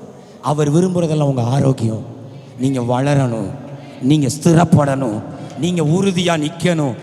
அதுக்காக அவர் பேசும்போது கொஞ்சம் என்ன நீங்கள் இப்படியெல்லாம் பருப்பு சாதம் உருட்டி உருட்டி திணிக்கிறீங்களே, அப்போதான் உடம்பு வளரும். ஆமேன்னு சொல்லுங்களேன். அல்லேலூயா. நான் இப்படி சொல்லுகிறேன், நம்ம ஃபாதர் ஐயாவே வந்து ஞாயிற்றுக்கிழமை இங்கே ஒரு கன்வென்ஷன் நடத்தினா கூட ஒரு ஆத்மா அங்கே உட்காரக்கூடாது. என்ன சொல்ல மாட்டீங்க? நம்ம சபை இங்கே இருக்குது, நம்ம தகப்பன் இங்கே இருக்காரு, நம்ம குடும்பம் இங்கே இருக்குது. ஐயா இன்னொரு நாள் வைங்க, வாரம் ஞாயிற்றுக்கிழமை நாங்கள் எங்கள் குடும்பத்தோடு ஒட்டி கொண்டு இருக்கிற நாள், எங்கள் குடும்பத்தோடு இணைகிற நாள். புரிஞ்சவங்க ராமேன்னு சொல்லுங்களேன். ஒரு வேளை போங்க மண்டையில் ஓடும், எல்லாம் ஊழியம் தானே பாஸ்டர், எல்லாரும் ஏசுநாதர் தானே கும்பிடுதான் பாஸ்டர், அதுவும் சபை தானே பாஸ்டர், அவரும் பிரசங்கம் தானே பண்ணுறார். கரெக்டு தான். ஆனால் கர்த்தர் உங்களை நாட்டின மண் இருக்குல்ல, அங்கே தான் நீங்கள் செழிக்க முடியும். எத்தனை பேர் ஆமேன்னு சொல்லுவீங்க? அல்லேலூயா. எந்த மண்ணில் எது வளரணுமோ அங்கே தான் கர்த்தர் வச்சிருக்கிறார். நீங்கள் பாட்டு மண்ணை மாற்றிக்கிட்டீங்கன்னா ஒன்று பட்டு போவிய, இல்லைன்னா மலடா இருப்பிய. கர்த்தர் உங்களை வச்சிருக்கிற இயேசு நம்மோடு காரைக்குடியில் வேறொன்றுங்க, பற்றி கொண்டுருங்க, கனி கொடுக்கிறவங்களா கர்த்தர் மாற்று. புரிஞ்சவங்க ராமே. ஐக்கியத்தை அசட்டை பண்ணி கிருபையை போக்கடிக்காது. சபை கூடி வருதலை அசட்டை செய்து கிருபையை போக்கடிக்காதீங்க. அல்லேலூயா.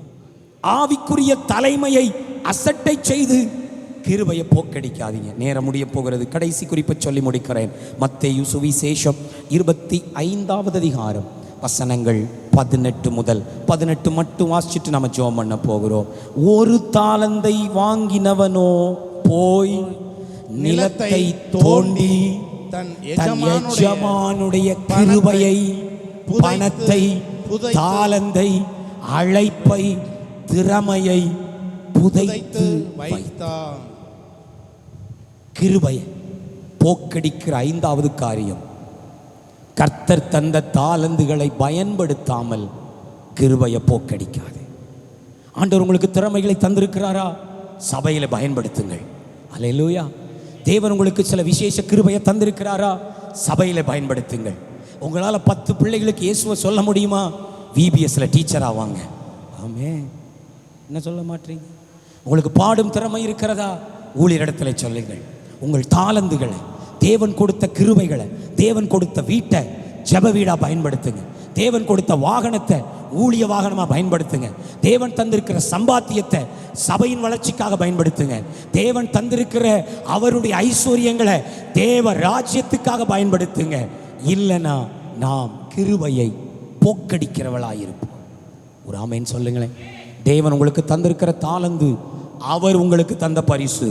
அதை பயன்படுத்துவது நீங்கள் அவருக்கு கொடுக்க போகும் பரிசு. வாங்கி வைத்துக் கொள்வதல்ல, தேவன் நாம் பயன்படுத்துவதையே கணக்கு கேட்க போகிறார். எத்தனை பேர் ஆமேன்னு சொல்றீங்க? ஹல்லேலூயா.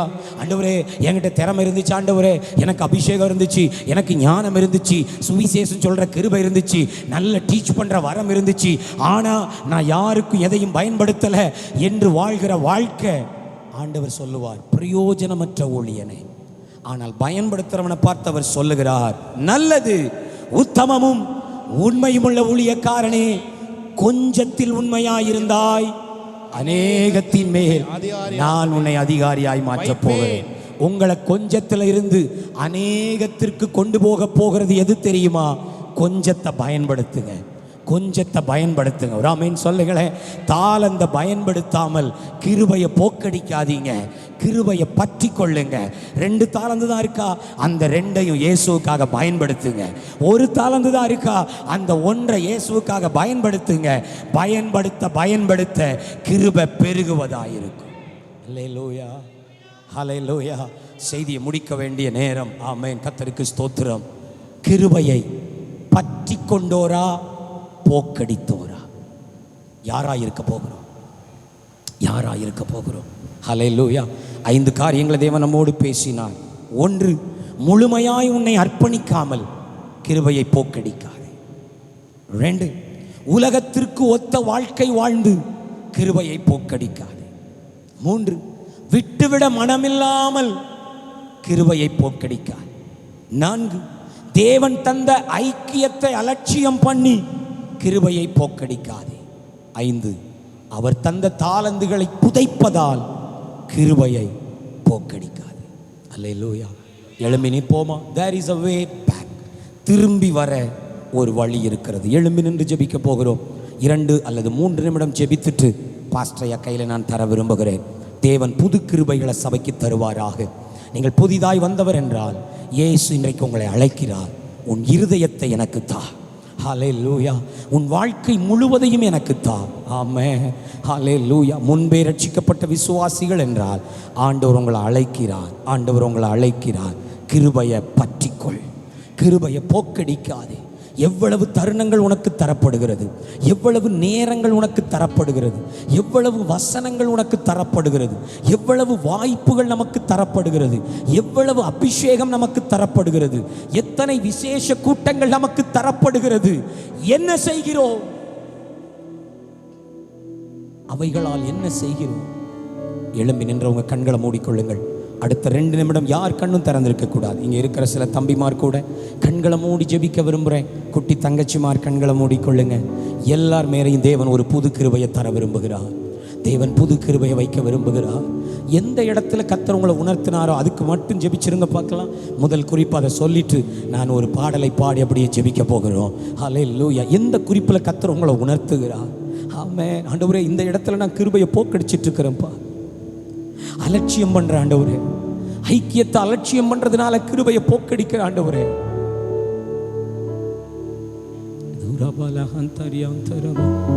கிருபை தேவன் உனக்கு தந்த பொக்கிஷம். எத்தனையோ பேருக்கு அது கிடைக்கல சகோதரா. எத்தனையோ பேருக்கு இப்படிப்பட்ட உணர்வுள்ள சபை கிடைக்கலையே. எத்தனையோ பேருக்கு இப்படி ஒரு அழைப்பு கிடைக்கலையே. எத்தனையோ பேருக்கு இப்படி ஒரு அற்புதம் நடக்கலையே. பண்டி கூட்டத்திற்காக அற்புதர் இயேசுவை புறக்கணிக்கலாமா? பாரம்பரியத்திற்காக இயேசுவுக்கு எல்லை போடலாமா? இம்மையின் வாழ்க்கைக்காக மறுமையின் வாழ்க்கையை அசட்டை செய்யலாமா? சோதோமின் செழிப்பிற்காக சபையின் ஐக்கியத்தை விட்டுவிடலாமா? பரிசுத்தாவியானவரே, it's your time my lord. இது உம்முடைய நேரப்பா. நீர் சொல்ல சொன்னீர், நான் சொல்லி இருக்கிறேன். உம்முடைய கிரியை தொடங்குவதாக எங்களை உணர்த்துகிறதற்காக நன்றி அப்பா. அநேகரை கர்த்தர் திரும்ப அழைக்கிறார். Come back. there is a way to come back. நீ திரும்பி வர்றதுக்கு கிருபையின் வழி இருக்குன்னு கர்த்தர் அழைக்கிறார். சில வாலிப தம்பி தங்கச்சிகளுக்கு கர்த்தர் அழைப்பு தர்றார். Come back, come back. தரையை விட்டு எழும்பு. திரும்ப ஸ்நானம் பண்ணி கொண்டு வா. ஆலயத்திற்குள் வா. என் உறவுக்குள் திரும்ப வா. There is a way to come back. There is a way to come back. கிருபை உன்னை திரும்ப அழைக்கிறது. எல்லாரும் ஜெபிக்க தொடங்குங்க. அநேகருடைய கண்களிலிருந்து கண்ணீர் வழிகிறத பார்க்கிறேன். அது ஆவியானுடைய கிரியை என்று எனக்கு தெரியும். உங்களை ஜெபிக்க வைப்பது ஆவியானவர். உங்களை ஜெபிக்க வைப்பது ஆவியானவர். நான் பேசுனதுனால நீங்க ஜெபிச்சிட்டு இருக்கல. ஆவியானவர் உங்களோட இடைப்படுறார். திரும்பி வா மகனே, என் கிருபை உன் மேல பொக்கிஷமா இருக்குது. திரும்பி வா. அதை பற்றிக்கொள், அது உன்னை உயர்த்தும். கிருபையை பிடித்துக்கொள், அது உன்னை மேன்மைப்படுத்தும். அது இன்னும் அதிக மகத்துவத்தை தரும். யாருக்கோ இது தீர்க்க தரிசன வார்த்தை. அது தீர்க்க தரிசன வார்த்தை. நீ திரும்பி வந்து பாரு, அதிக மகத்துவம் உனக்கு உண்டாகுன்றார். அதிக மேன்மை, அதிக மேன்மை. நீ இழந்தவைகளை விட அதிகமான கிருபை, இழந்தவைகளை விட அதிகமான வல்லமை, இழந்தவைகளை விட அதிகமான புத்தி, நீ இழந்தவைகளை விட அதிகமான வரம், நீ இழந்தவைகளை விட அதிகமான அபிஷேகம். Come back. திரும்பி வந்து பாரு. நீ திரும்பி வந்து பாரு. தகப்பன் உன்னை அழைக்கிறார். திரும்பி வா. என் கிருபைக்குள் ஓடி வா.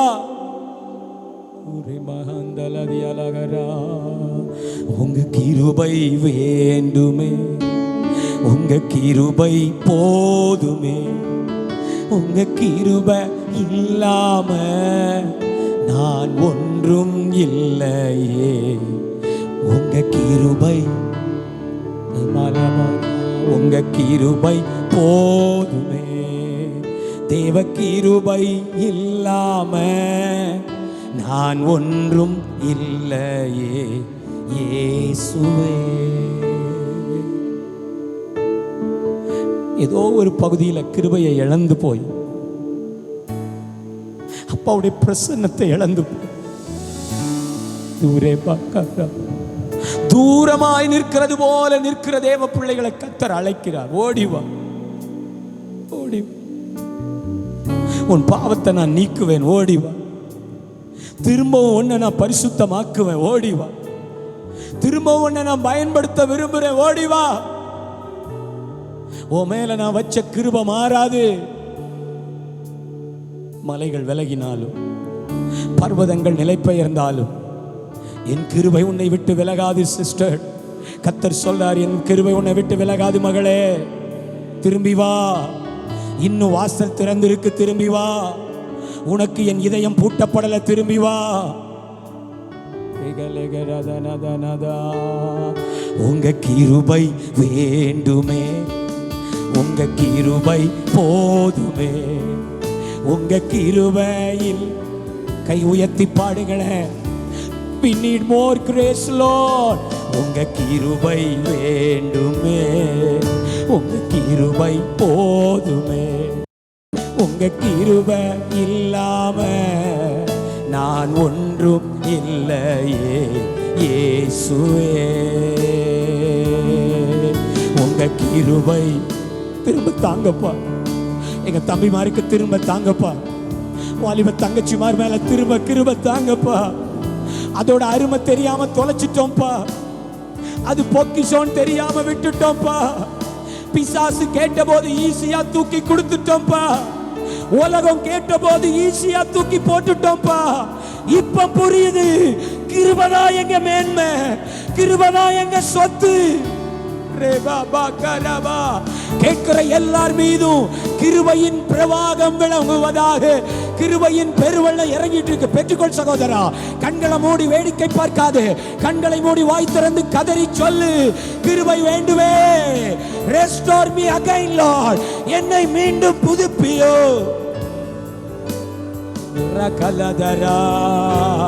உலக உறவு கேட்ட போது ஈஸியா தூக்கி கொடுத்துட்டனே.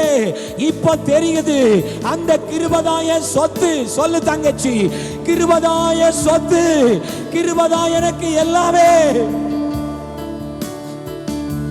உங்க கிருபை இல்லாம நான் ஒண்ணும் இல்லப்பா. உங்க கிருபை இல்லாம எனக்கு வாழ்க்கை இல்லப்பா. உங்க கிருபை இல்லாம வாழ தெரியாதப்பா. உங்க கிருபை இல்லாம வாழ முடியாதப்பா. குட்டி தம்பிமாரெல்லாம் கையை தட்டி கேளுங்க. சின்ன வயதிலேயே கிருபை உள்ளவர்களா கர்த்தர் அழைக்கிறார். இன்றைக்கு ஒரு புது கிருபை சபையை நிரப்பி கொண்டிருக்கிறது. போக்கடித்தது போதும், பற்றிக்கொள். போக்கடித்த வாழ்க்கை போதும், போக்கடித்த உலக உறவு போதும்.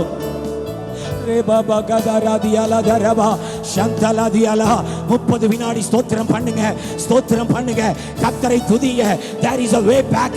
கர்த்தர் அழைக்கிறார். நீ திரும்பி வர ஒரு வழி உண்டு, அதுதான் கிருபை.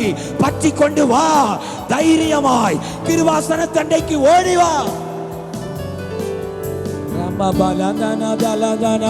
உலகம் ஒதுக்கினால் என்ன, கிருபை போதும் பிரதர். ஆமென். உற்றார் கைவிட்டால் என்ன, இந்த கிருபை உன்னை தாங்குவே.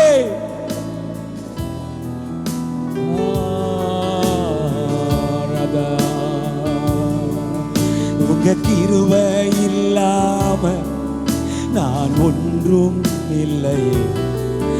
உங்க கிருபை வேண்டுமே, உங்க கிருபை. எத்தனை தருணங்களை மிஸ் பண்ணிட்டோம்ப்பா. எத்தனை சான்சஸ் தந்தீங்க, எவ்வளவு நேரங்களை தந்தீங்க, எவ்வளவு புது புது திறமைகளை எனக்கு தந்தீங்க. வேதத்தை வாசிக்கிற போதே வெளிச்சம் போட்டு காமிப்பீங்களே, ஜெபிக்க முழங்கால் போட்டாலே தேவ மகிமை வெளிப்படுமே. இன்னைக்கு இழந்துட்டு நிக்கிறனே, அப்பா சத்தம் கேட்க முடியாம நிக்கிறனே, அப்பாவுக்காக எதுவும் செய்ய முடியாம நிக்கிறனே. அப்படி அழுகிற சிலர் ஆவியானவர் இப்போ தூக்கி எடுக்கிறத பார்க்கிறேன். எதுவும் செய்ய முடியாம நிக்கிறனே, தரையில விழுந்து கிடக்கிறனே.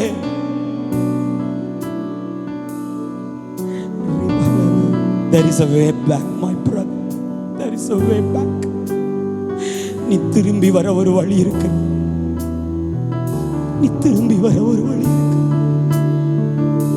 இன்னும் அந்த கதவு பூட்டப்படாமல் இருக்கு. ஆவியானவர் பேசுறார்.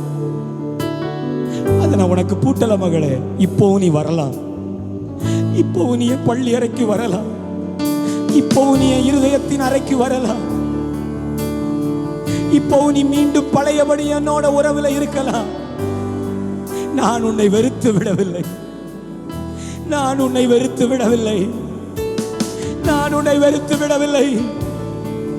உன்னுடைய துவக்க கால அன்பை நான் மறந்து விடவில்லை. ஆதியிலே நீ காண்பித்த சிநேகம் இன்னும் என் நினைவில் இருக்கிறது.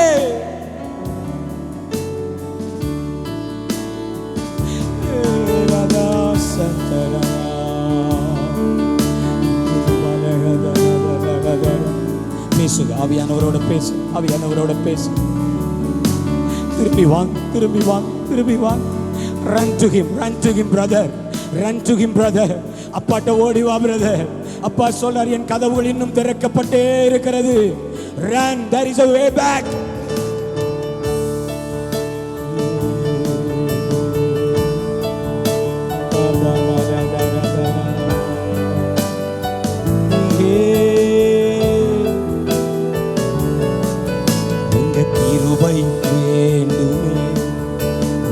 கிருபை போதும், உங்க கிருபை. பாடுங்க பார்க்கலாம் எல்லாரும் சேர்ந்து கடைசியாய். கிருபை வேண்டுமே, உங்க கிருபை போதும். சத்தமாய், உங்க கிருபை இல்லாம நான் ஒன்றும் இல்லையே இயேசுவே.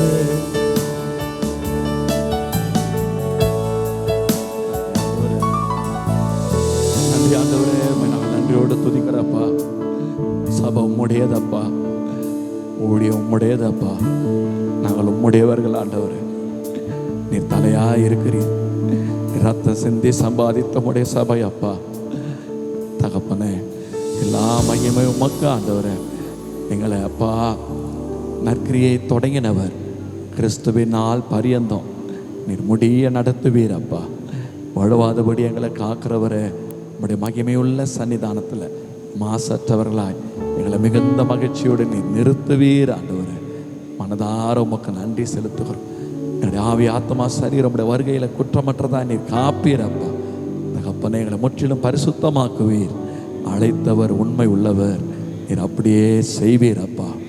சபையாய் இங்கோ பிறந்த எங்களை கிருபையாய் ரட்சித்த தேவன் ஏசப்பா, இந்த நாளில் உம்முடைய வார்த்தையில தியானித்த பிரகாரம் ஆண்டவரே, உடைய கிருபையை குறித்து இன்னும் ஒரு புரிதலை தந்தீர அப்பா. பாவிகளான எங்களை நீர் மன்னித்து நரக தண்டனைக்கு தப்புவித்தது மாத்திரம் அல்ல, கிருபையினால் உமக்கு பிள்ளைகளாகவே மாற்றிட்டீங்கப்பா. உடைய சரீரமாகிய சபையில் எங்களை அங்கங்களாக இணைச்சிட்டீங்கப்பா. எங்களை குறித்து நீர் பெரிய நோக்கம் திட்டத்தோடு இருக்கிறீங்கப்பா. உங்கள் ராஜ்யத்தை விஸ்தரிக்கிறவங்களா எங்களை நீங்கள் நம்புறீங்கப்பா. உமக்கு நன்றி செலுத்துகிறோம். இந்த நாட்களில் அந்த ஆதி அன்பை நீர் உயிர்ப்பித்து இருக்கிறீர். நேசத்தை புதுப்பித்து இருக்கிறீர். அர்ப்பணத்தை புதுப்பிக்கிறீர் ஆண்டவரே. பலத்தை புதுப்பிக்கிறீர். வைராக்கியத்தை புதுப்பிக்கிறீர். மனதார உமக்கு நன்றி சொல்கிறேன்ப்பா. நாட்டப்பட்ட குடும்பங்களாய் கர்த்தருக்கென்று ராஜ்யத்துக்கு கனி கொடுக்கிறவர்களாய் நாங்கள் இசைந்து செயல்பட ஏக சிந்தையாய் நடந்து கொள்ள கர்த்தர் எங்களுக்கு கிருபைகளை தார். தேவ அன்பு எங்களை மேற்கொள்ளட்டும் அப்பா. நீர் அப்படி செய்கிறதுக்காய் உமக்கு ஸ்தோத்திரம். இந்த நாட்களை நீர் தந்தீர், உமக்கு நன்றி. உம்முடைய மகனை நீர் கொண்டு வந்தீர். நீர் பேசி எங்களை ஆசீர்வதிக்கிறீர். எல்லா மகிமை உமக்கு ஆண்டவரே. மனதார உமக்கு நாங்கள் நன்றி செலுத்துகிறோம். உடைய பலமான சமூகம் எங்கள் மத்தியில் எங்களை ஆட்கொண்டு இருப்பதற்காக உமக்கு ஸ்தோத்திரம். எல்லா மகிமை நாங்கள் உமக்கு தருகிறோம். இயேசுவின் நாமத்தில் ஜெபிக்கிறோம் நல்ல பிதாவே.